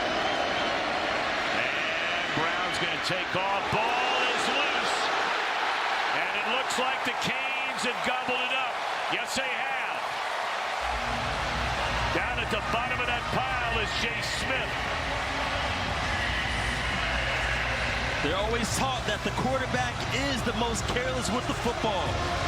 The defense did a great job taking a shot, getting that ball out. I think it's Jacoby Thomas, yep. The strong safety. Boom, face on the football, gets it out immediately. That is a big-time play. Boy, they love Thomas. Played 3 years at Middle Tennessee State. Then a year in Tennessee. Played 13 games last season for the Volunteers, and this is his first with Miami. It's a great thing about this secondary. They all can hit. They got a lot of new bodies back there in that secondary. The only guy that got significant playing time that returned this year was O.J. Frederick, who played every game, starting in half of them as a freshman. But they get O'Connor in from Washington State, Lucas from Wisconsin. Not a single turnover in the 2 wins over Boise State and the Florida Gators. And a pair of turnovers, a fumble and an interception by Brown tonight.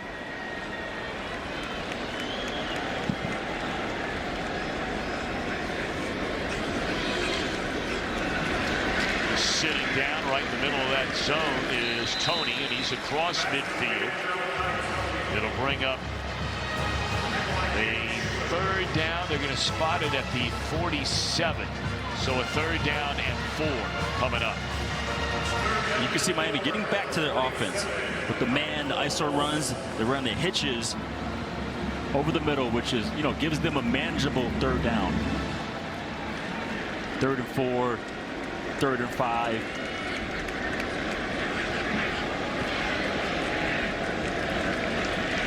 Either team has scored here in the second half. And short of a 1st down, it appears, is Shamar Brown. And if indeed he's short, will they go for it on 4th down and less than a yard? Very close. He's short by a yard. And here, I think here comes that mumbo jumbo. Yeah, that's something you loved earlier. Oh, I love it. You got 3 across the back. We got the 1 back, the 2 back, and the 3 back. Yeah, they got some big now we're going I fellas. formation. Oh yeah.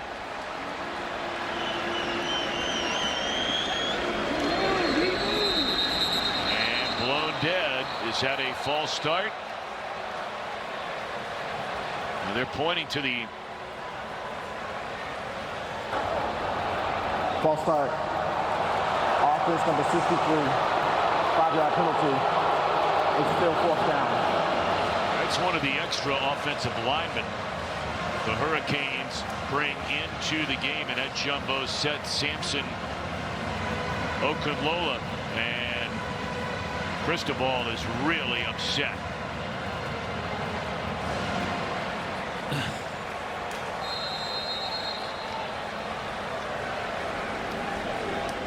So after the penalty, 4th and 1 becomes 4th and 6. Porter will wait on the Miami punt. Beauty. Oh, that's a good punt. This will pin him inside the 10-yard line. Well done. Yeah, it was fun. So cool, man. A lot of fun. Congrats. But glad to be back here. First game with you and I getting a chance to work together along with the big man, Wes Bryant. First down throw. There's Singleton. That's a guy we made the comment earlier. They call him a baby Calvin Johnson. He is a big, strong man at 6'5", 215 pounds. Came on strong at the end of his sophomore year. Defense, right? Personal foul, face mask, defense, 15-yard penalty, automatic first down. So they tack on 15 more. Oh, man, it's clear as day. That is Damari Brown, the redshirt sophomore. Whistle for that infraction. Yeah, when the whole helmet comes off, it's hard not to call that. Yeah.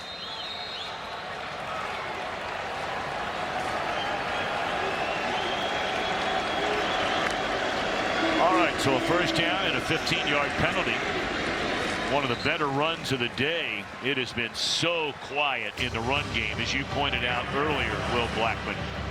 Yeah, averaging over 100 yards a game, and so far it's been real light in the run game. But to get something going, man, this would be super beneficial. How about that fake right there?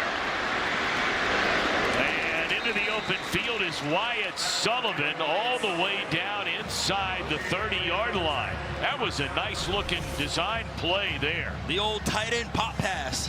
Hold the read, so that tight end release, and the linebacker steps up, float over the top. 31-yard gain. And now Brown lays it off to Isaac, and that's a gain of 9. So this is the best things have gone in quite some time for the Bulls on offense. Yeah, they're doing a great job of making this defensive line work lateral. Don't just sit there in the pocket and let them pin their ears back and attack you. Some motions, some sprints, some boot passes.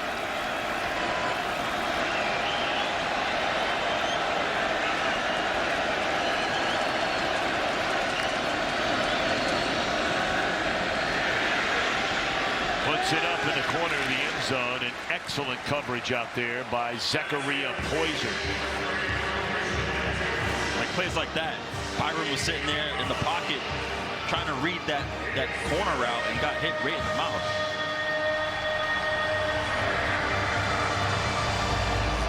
All right, so a 3rd down and 1. It's got to be 4 down territory here. You've got to come away with more than 3 points. When you get a touchdown here, you make it a 2-score game. Quarterback design run and able to barely get that first down. You know, this Miami defense completely shut down Notre Dame. Jeremiah Love and company, such a great running attack. Held them to 93 rushing yards. Ohio State was the only team in the country, and that was in the national championship game, of course, to hold Notre Dame under 100 yards rushing a season ago. And Miami did it in the very first game of this year. Brown lost his footing there to lose a yard.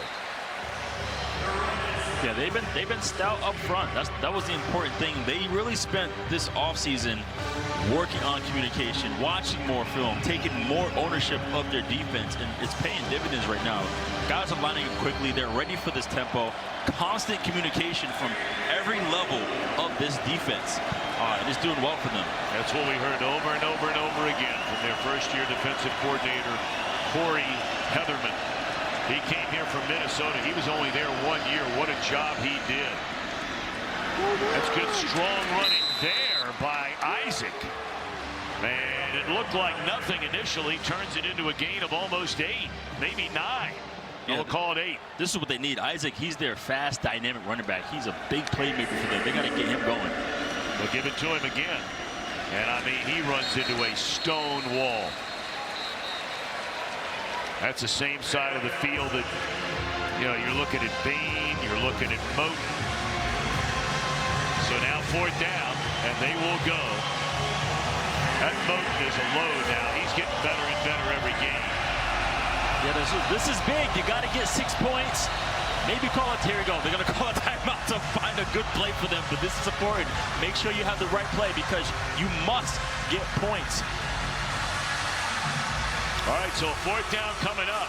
Pretty much the game on. Update, another top 25 matchup for you. Notre Dame and Texas A&M. That's Jadarian Price getting into the end zone. That put them up 14-7. They tack on 3 more, but just moments ago, Texas A&M of Avion Moss with a 1-yard touchdown run. And guys, it's 17-14.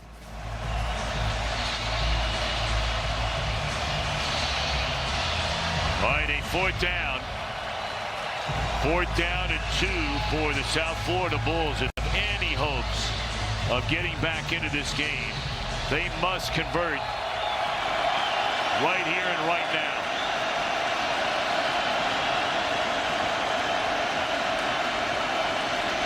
Quarterback keeper, and he did not get there. This Miami defense led by that man, Ruben Bain Jr. and company, have been fantastic again here tonight. That's how you stand up tough. I mean, it's a bold move to run a quarterback run right into the teeth of the defense. That's where all the dudes are, and that's a great job by Miami, standing up tough on that 4th down in the red zone, keeping all points off the board. Jay Smith in there, among others, Keontae Scott. Great work by this Miami defense. That was their downfall a year ago. No 2 ways about it. Mario Cristobal said it point blank. He said, look, we fired everybody on that defensive side. He said, but I don't want anybody to think that I'm making anyone else who is here a scapegoat for that. I mean, you remember last year, this Miami team started 9-0. 9-0. Then they lost against Georgia Tech. Georgia Tech had a good team at the end of last year. They got a good team this year. They're undefeated. They beat Clemson today. But then they got to win at Wake. They went into their final game of the season at Syracuse, knowing if they won the game, they would play in the ACC championship. But after getting out to a 21-0 lead, the defense just completely fell apart. Gave up 42 points. Then in the Pop-Tarts Bowl, they gave up 42 points again. That time to Iowa State. There's Toney across the middle, and a 1st down up to the 34. And the only defensive coach who was brought back, the Hall of Famer, former Miami Dolphin, Jason Taylor. Yeah, but that was the key going into this offseason. They questioned and evaluated everything that was going on, whether it was coaching, whether it was the importance for each player to really commit to what this defense is trying to do. Near side. What a catch by Keelan Marion. Boy, they have brought in some stallions, haven't they, from that transfer portal? But this is a great battle between him and Shenault. Great job, great coverage, great double move, but he just did enough to just get ahead, and great ball. Enough to fade him on the outside. You see that he's right there 5 yards away from the boundary, which gives my quarterback enough room to fade me outside. Because had he been pinned to the sideline, Shenault probably could have made that play, but enough. Again, great job by giving Carson room to lay it out there for the fade. Spanning 60 yards the last 2 plays, that one for 30. And they fake the run, they put it in the air. Toney lost his footing somehow, some way, stayed on his feet, man. What an athlete. What an athlete. This is what I mean. Like, I thought for sure he was going down. Yeah. He was no question about it. But his balance, his body control, his awareness. Again, he's only a freshman, a true freshman, guys. They play just down the road in Miami. American Heritage High School was recruited by everybody. Everybody. Won a 4A state championship in Florida. The Florida High School Player of the Year.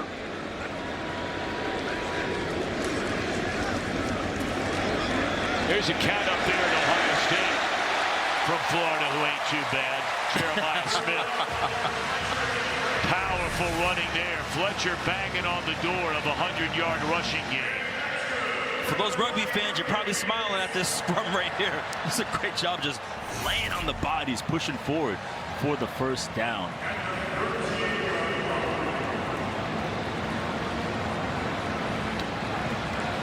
They talked about running the plays in the middle and just pushing the pile. It's just going to wear on the defense, it's going to wear on everybody. And with this big offensive line and that big running back in Fletcher, they're able to do exactly just that.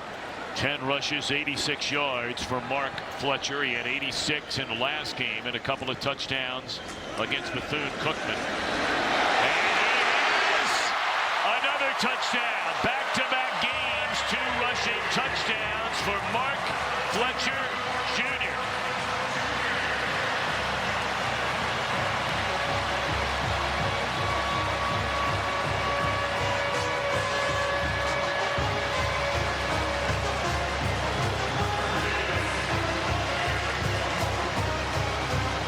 Looked like everybody went in the weight room this offseason. You watch him run, you think Steven Jackson, you think Marshawn Lynch, you think all those explosive, powerful running backs turning, fighting to get to the end zone.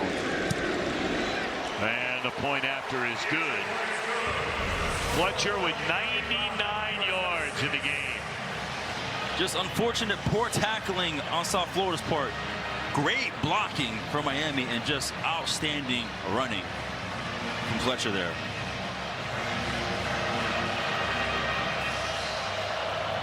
You see the arm swinging, you see the dreads flying. He's determined to get to the end zone right there.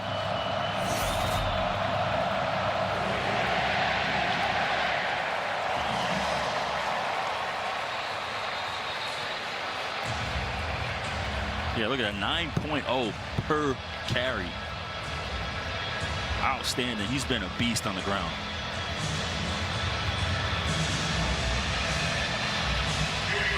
Yeah, he sure has.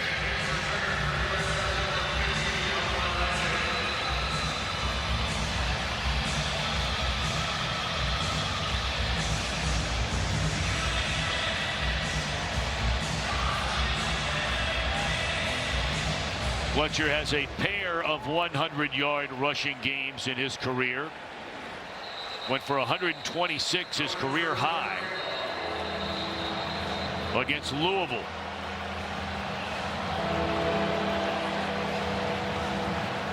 And now what do you do here for South Florida? You know, you just had a backbreaker on that 4th and 2, and then Miami just drove down the field and got a touchdown. So now you're questioning, like, what should we do in this situation? I mean, now you got to take a shot. You got to start throwing the ball down the field. You got to find a way to get more big plays in the air. Final 35 seconds of this third quarter. That's the first score for either team here in the second half. It was 28-6 at halftime, and we nearly got through the entire quarter without. But I mean, bang, bang, bang, 3 straight big plays, and it capped off. There's a flag that comes in behind the line of scrimmage. Personal foul, illegal hands to the face, defense number 18. The 15-yard penalty is added to the end of the play. Automatic first down. That's Levi Smiley, redshirt freshman out of Cincinnati. Took a redshirt year last year, went to the same high school in Cincinnati, Purcell Marion High School, as the great Roger Staubach, who went on to, of course, star at the Naval Academy and then the quarterback for the Dallas Cowboys.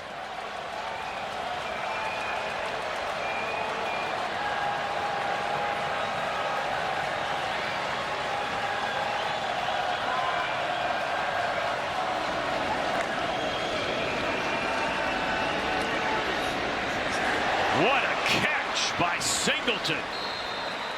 Boy, that big frame, he reached out there and just snatched that thing. That was a bullet by Brown, and that'll be the final play.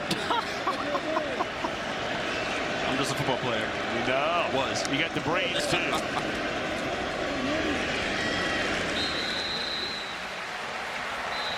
From the Miami 27, a first down carry.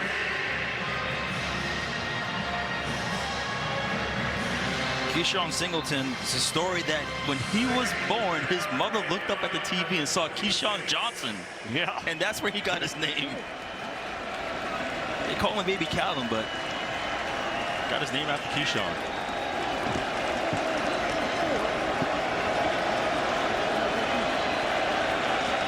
Second down after maybe a gain of a yard. Blitz coming, they pick it up, well done, and Neptune a reception. That'll be a gain of close to 8. Bring up third down and short for the Bulls.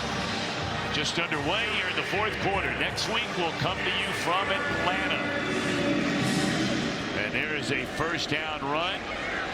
And still on his feet, running hard, is Sam Franklin. We've not called his name today. He had a couple of incredible years at Tennessee Martin, then went to Oklahoma last year.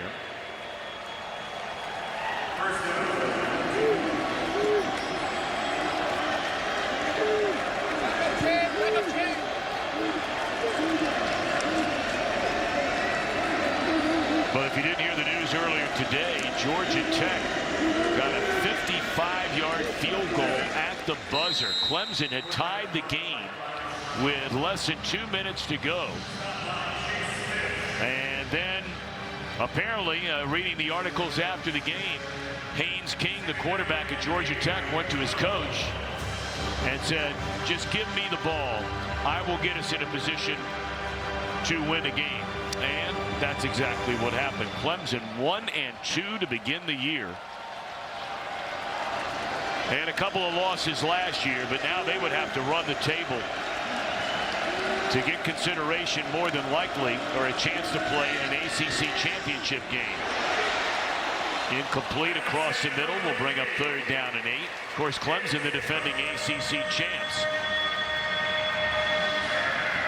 Miami would love to be able to do that. It's hard to believe. When Miami came into the Atlantic Coast Conference, everybody thought they were going to dominate this conference. That has been the furthest thing from the truth. I remember that because they were the first to go. When I was with BC in the Big East, they were the first to go. You thought with what they had been doing in the Big East, that it was going to be easy, that they were going to make the run. Timeout on the field, third down and 8. 35-6. Canes in front by Royal Caribbean.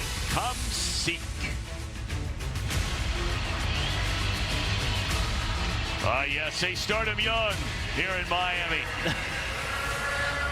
Catch a Pop Warner game somewhere down the street. You know, we were talking about 4 schools that are currently in the conference, the ACC, that have never won the ACC. Louisville, which is a bit of a surprise. They've had some good teams lately. Syracuse, your alma mater, Boston College.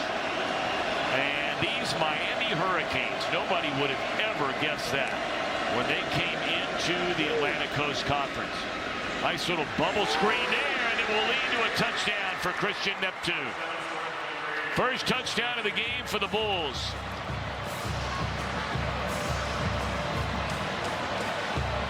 Little more than 2 minutes into this fourth quarter. That was important to get some quick points. Attacking the perimeter. Don't just sit there, drop back, and let these guys come after you. Attack the perimeter. Get it to your receivers to make plays. Great play right there for the touchdown.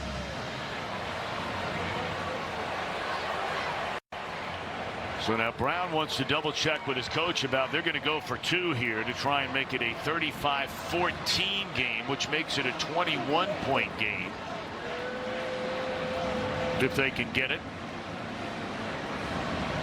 And of course that makes it a 3-score game.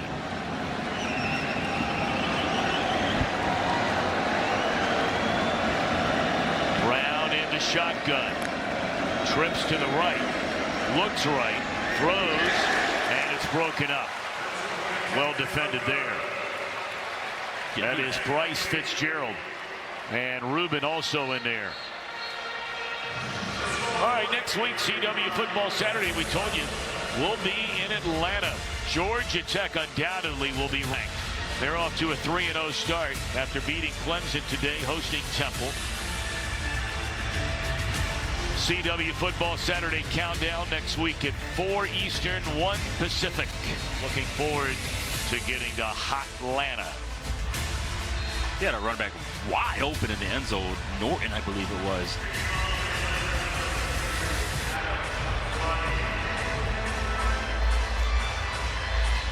Coach Key really talked up the Georgia Tech students and fan base about the way they turned out for that game against Clemson early today. That was a noon kickoff. And I'm sure they'll be packed in there on Saturday when we come rolling in. To the A. Headed to the A. It's not the ATL. It's the. Is that the new, more hip version? It's either A? one. It's either one. It's not Albuquerque.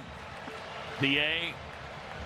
I know a lot of A's in my life, I'll tell you that. 35-12. Let's send it back to the studio. All right, Tom, whatever Will says, by the way, that is the cool version of anything that comes out of his mouth. Meanwhile, back and forth action between Notre Dame and Texas A&M. How about that? C.J. Carter, Jeremiah Love, 36-yard touchdown, 24-14. Texas A&M comes right back. Le'Veon Moss, his second touchdown of the game. It's 24-21. That's a good game. Definitely. I mean, there's still 5 minutes left until halftime in that one. Say, Ohio University got a really nice team this year. They beat West Virginia last week. They barely lost on a late second field goal to Rutgers in the season opener. And they're playing Ohio State within 10 points. That game in the opening minutes of the third quarter. Yeah, that's the beauty right now with the portal, is that you're able to pull players all over the place and change your roster overnight. Yeah. You've seen teams like Central Michigan going to San Jose State and getting that W because they turn over their roster. South Florida right now, you know, where they are turning over their roster and being competitive. Teams are more competitive in this new environment. And of course, Ohio University, the reigning MAC champions. So they've got a lot of talent on that team, including their outstanding quarterback, Parker Navarro. Short gain on second down. It'll bring up a third down for the Hurricanes. They still have all their horses in the game right now. Maybe a couple of backups have started to sprinkle in, leading 35-12 with under 12 minutes to go. But Carson Beck still in there. Beck 21 of 26. 288 yards. He's thrown 2 touchdowns and his first 2 interceptions in a Miami uniform tonight.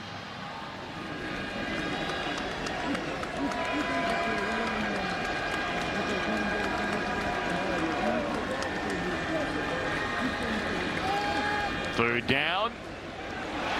And Toney down there. I beg your pardon. That is Johnson down the middle of the field, streaking along the sideline. And he will step out of bounds. Tony Johnson, the transfer from Cincinnati. They were very high on him when they got him in the portal.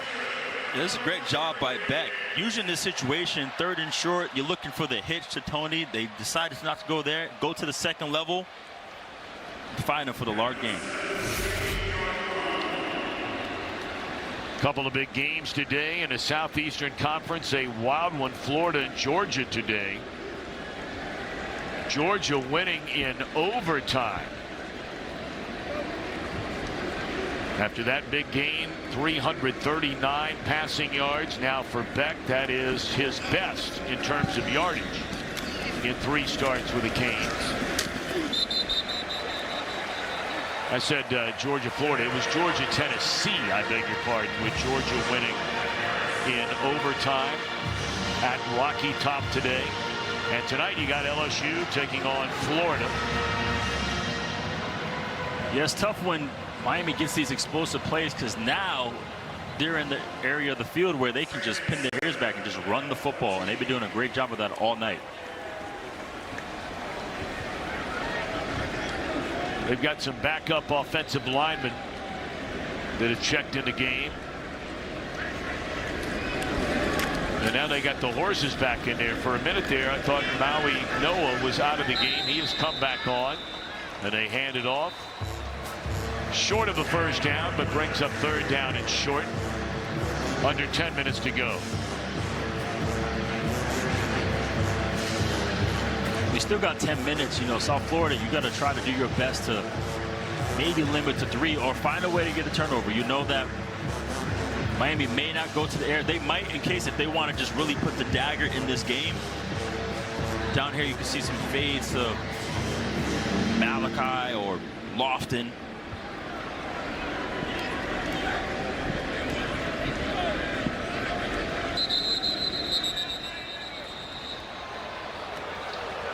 So a timeout is called by Miami,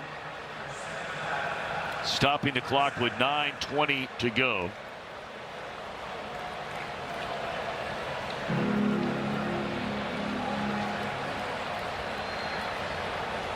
So let's take a look at our progressive player of the game. Let's go, Mark Fletcher Jr. Why not? He's our player of the game. He's been doing everything. He's been running down the field. He's been running people over. 100-yard game, his third career 100-yard game. He's been receiving the football. He's been picking up pass protection. And he's just been the thunder, the energy for this offense. Yeah, he had a 38-yard touchdown. He had that touchdown from inside the 15, averaging 8 yards per carry. Our player of the game sponsored by Progressive. Get coverage you can count on with home and auto at progressive.com. I know it's cliche and old school, but like the run game, to have that, it's such a weapon. It allows you to do so many things on the offense. And so the fact that he was able to do that, it balanced everything out. Fletcher looking for more. He has more. He's sniffing a third touchdown in this game. That's enough for a first down. First and goal inside the 5 for Miami. Well, you know, you look around at the top 5 teams, top 10 teams in the country. Ohio State is ranked #1 after winning the season opener against Texas. And of course, they are the defending national champions. They'll have big games coming up, including Penn State, which will be in Columbus, and Penn State is currently ranked #2 in the country. Fletcher will not be denied, or did he? Waiting on the signal, and they say touchdown. Wondering whether his hip had hit the ground before the ball broke the plane. And it is ruled a touchdown for Fletcher, his 3rd of the game. What a night for Mark Fletcher Jr. You can see the push from the offensive line. The legs keep churning. Fighting to get those extra yards like he's been doing all night. Receivers are blocking on the perimeter. Everyone is pushing everybody to the end zone. That lets you know the kind of team you have when everyone's blocking like that.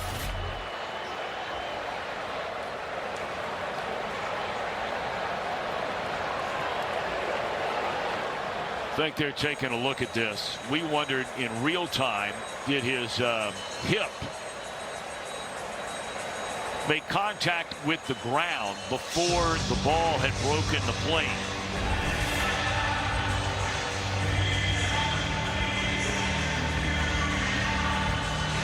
Not going to be able to tell from this angle whether or not the ball had broken the plane yet or not.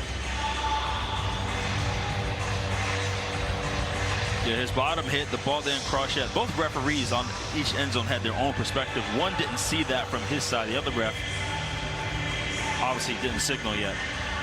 Yeah, it looks like his fanny hits the ground there, and the ball is not across the plane. So I'm sure they're just going to spot it at the half-yard line and turn around and hand it off to Fletcher. After further review, the runner was down with the ball at the half-yard line. I would imagine Fletcher's going to come right back. Yep, here he comes. You got to give him the ball, don't you? Yeah, you got a little breather, you know. Get him his point. Get him his 3 TDs. Yeah, you got to give him the ball. He did all the work today. Give him his 3 TDs. No doubt about it. The one thing that stands out about this USF defense is a lot of arm tackling on that drive. Guys are just trying to throw their shoulder, and he's just going to run right through that, which is why he's been so productive today. I mean, this has to be a run for Fletcher, right? I mean, the Cats run for 121 yards in his game. Got the fullback leading the way here. And then they jump.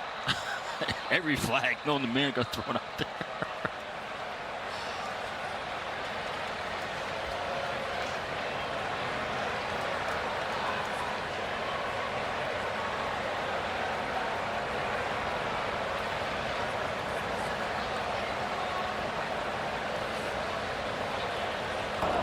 Ball start.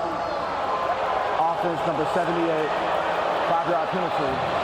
It's still second down. That's Matthew McCoy, the redshirt junior from St. Augustine, left guard.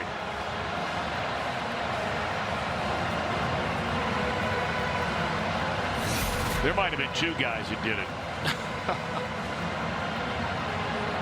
McCoy was lined up on the right side of the line of scrimmage here, to the right of the center. He is their starting left guard.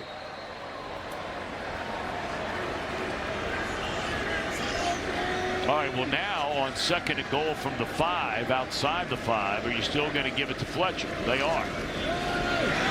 No, it's Beck on the quarterback keeper, and he is banged down hard at the 1-yard line by Fred Gaskin. All right, let's not run that anymore. Yeah, I wonder about that. Man, that's on the right shoulder there, too. And that's not a little quarterback. That's a big guy that you knocked down like that.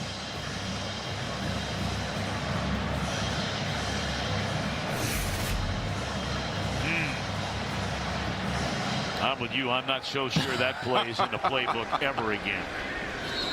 The way Beck, and now blown dead. Ball was fumbled, but it was blown dead before the play ever started. Is this another false start on Miami?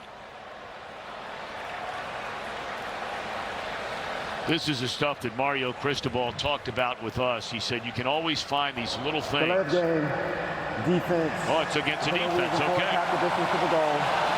3rd down. But he just said those are the kinds of things. He said last year, at the end of the year, we were doing things just to beat ourselves when they lost 3 of their last 4. And he said it just can't happen. Yeah, I'm sure fans are wondering, like, delay a game, like, what happened? You know, there's a chance where maybe the movement, defense is trying to draw off the offense off sides, trying to get them to false start, either barking at the count or maybe moving too fast to get them moving. So they're going to throw it. And it is a touchdown to Shamar Brown out of the backfield. And that makes it 41-12 Miami. And they have brought their A game here tonight on both sides of the ball. Yeah, it was time to attack the perimeter. South Florida was ready to take away the A and the B gaps. They was like, you know, we're just going to run bootleg to the outside. 9 plays, spanning 75 yards, chewing up nearly 6 minutes. One would imagine that'll be the last we see of Carson Beck and the starters here tonight, leading 42-12.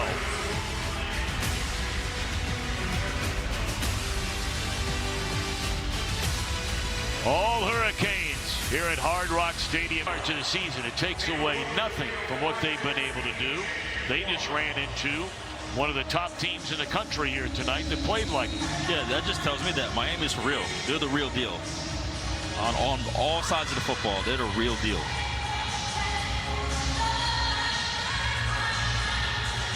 We'll talk about some of the other teams in the top 10 here. And you know, it's a long way to go in this season, clearly, but Miami is the class right now of the Atlantic Coast Conference, and a big reason why. Transfer from Georgia, the quarterback Carson Beck. I mean, he's the whole package. Carson Beck has been outstanding. Despite throwing 2 interceptions, he still was 82% completion percentage, 340 yards, 3 TDs, and he also ran touchdown as well. He's been phenomenal tonight. Everything that you expected. The interceptions were unfortunate. One of them was tipped by his own player. The other one, you know, he got hit. You know, give credit to South Florida, but Carson, man, he's been phenomenal tonight. He has thrown for well over almost 800 yards. He's thrown now 7 touchdowns against 2 interceptions. Byron Brown has a man wide open down the middle of the field, and recovery time, it looked like that ball was, I'm not sure if it was dropped or whether the Miami defender knocked it out of Nimrod's hands. Let's take a look. I mean, Poirier did a great job by playing the hands. No panic in his eyes at all. He just ran straight to the receiver. When the receiver put his hands out, great job knocking that football down. Perfect timing. Zechariah Poirier. Here's Isaac. Or I beg your pardon, Norton gets chopped down. Number 5, not number 15. Cartavius Norton. Told you, these DBs are hitting, okay? Oh, yeah. And the secondary is not small. I think they're all 6'2", 6 foot, 6'1". This is a tall, physical, fast secondary. They were so good in that season opener against Notre Dame. 7 new starters from a year ago. They had a couple of takeaways. They held Notre Dame to 314 total yards. Nimrod still on his feet down the sideline, takes a big hit. And over there talking about it is Bryce Fitzgerald, the freshman from Miami. Had his first career pick in the win over Bethune-Cookman. They really like his future. He'll be a starter here next year. Yeah, he's somebody who's willing to play the deep pass, who's willing to come up and hit. He's shown that several times already. First down pass attempt incomplete. But, you know, you take a look in the AP college rankings. Talked about Ohio State #1, Penn State #2. Then you have LSU. Had a win against Clemson early in the year. Oregon #4. Oregon undefeated, going to 3-0 today. They do not play Ohio State this year. After playing them twice last year, they will play Penn State during the regular season. And then Miami #5. Sacked.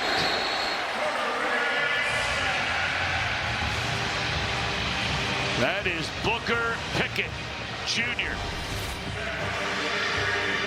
And now they're rolling their D-line. Let the young guys get some. Let everybody else get some. They're rolling in everybody. I mean, it's great. These are the Miami teams I remember. The next guy up was just as effective. Yep.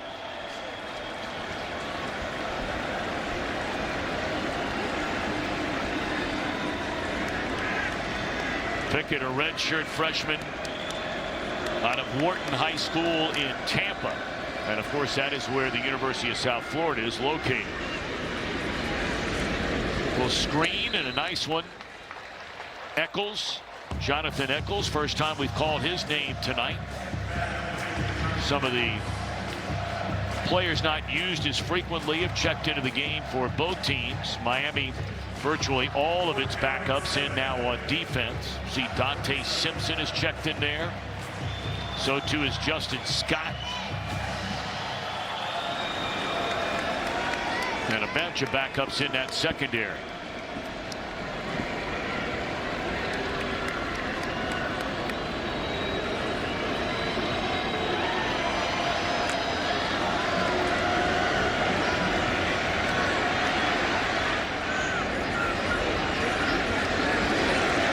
Spinning is Eccles, still on his feet, gang tackled by these young Hurricanes.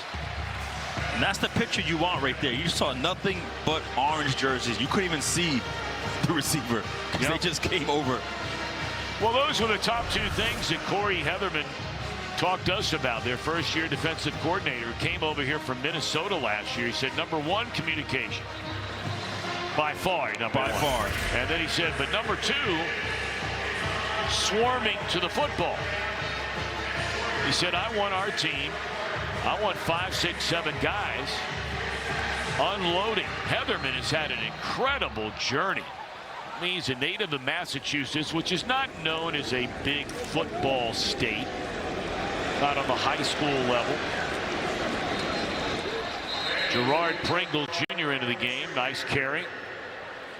Penalty flag is down. But Heatherman. Holding. Offense #5. 10-yard penalty. Repeat first down. You know, he was brought in by Cristobal, former quarterback at Fitchburg State. He has traveled literally all over the world to try and become a coach.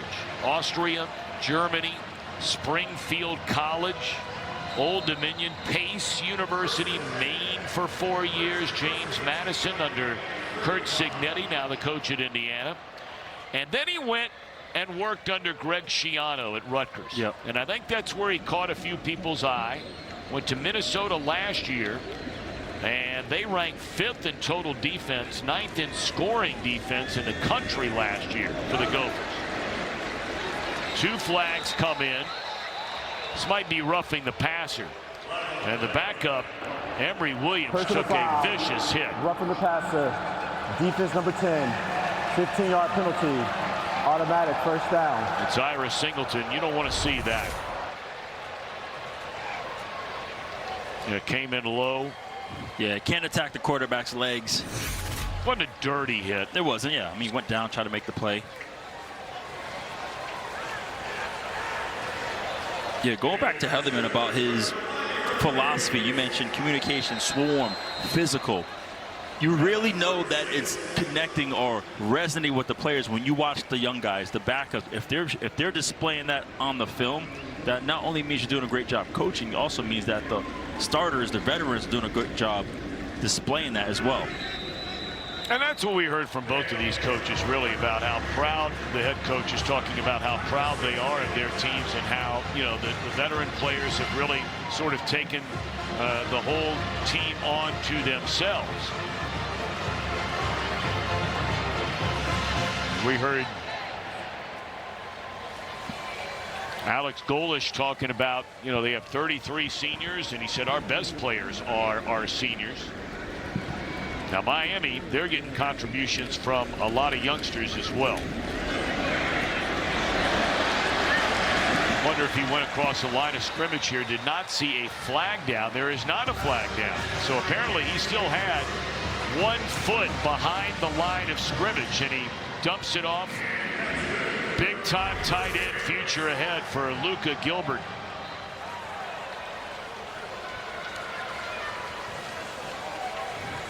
He had 1 foot still behind the line of scrimmage when he threw the ball.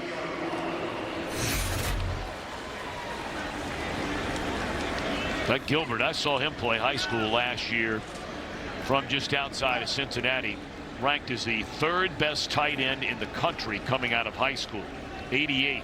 Remember that name here in Miami.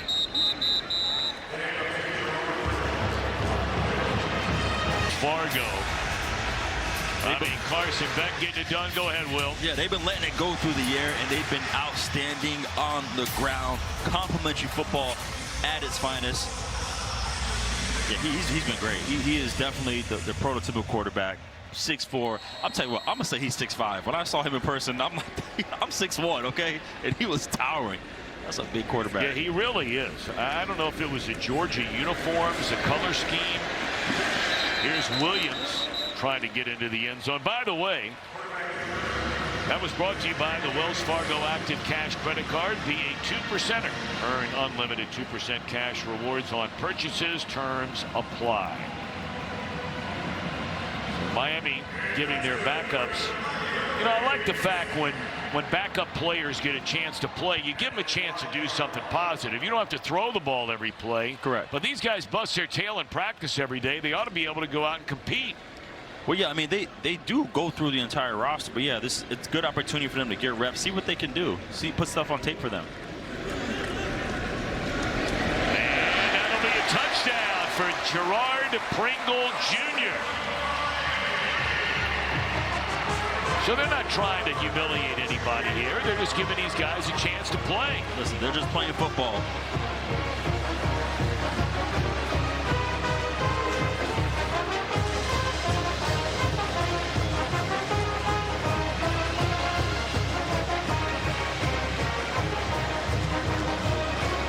Told you Pringle, a redshirt freshman out of Tampa, Florida, went to Armwood High School.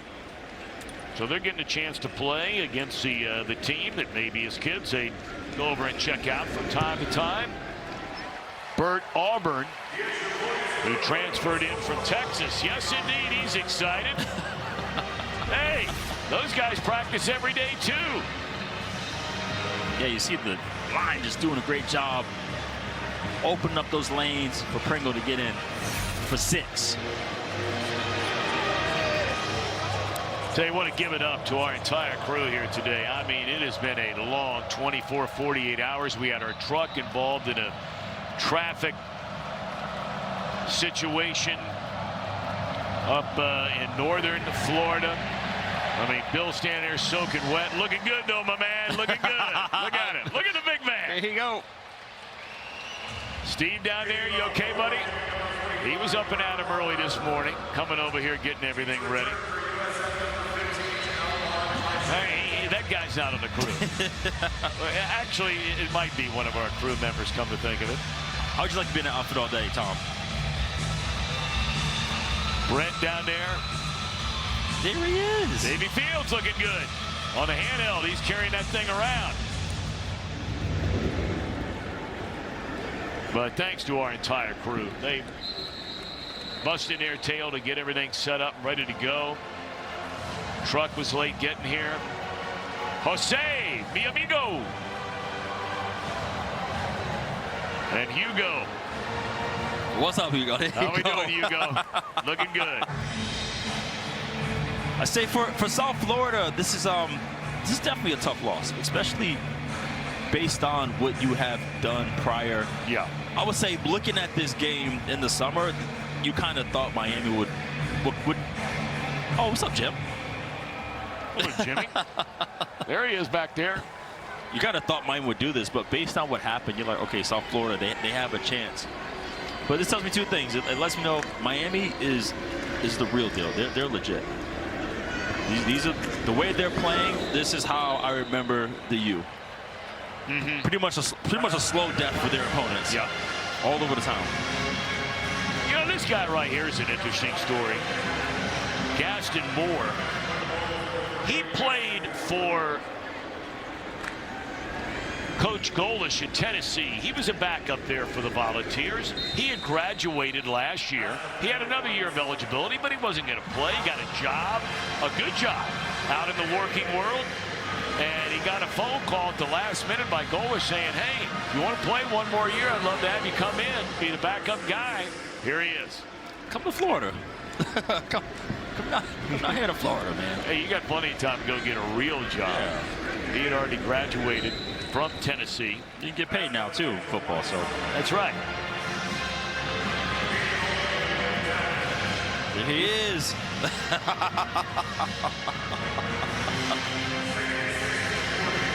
Those guys were down there when it was pouring down rain. And the end of the first quarter and the beginning of the second quarter before the game was stopped due to lightning. Looked like that slipped out of the fingers of Moore coming out of his right hand.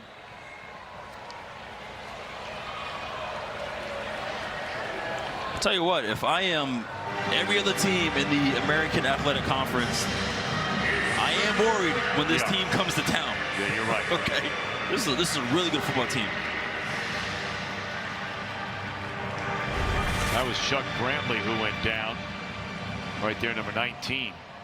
Lost his footing. And he looked like he injured his shoulder or something when he went down, falling down. So hopefully that's nothing serious for him. Charles Chuck Brantley. And we are into the final. That might be the final play of the game.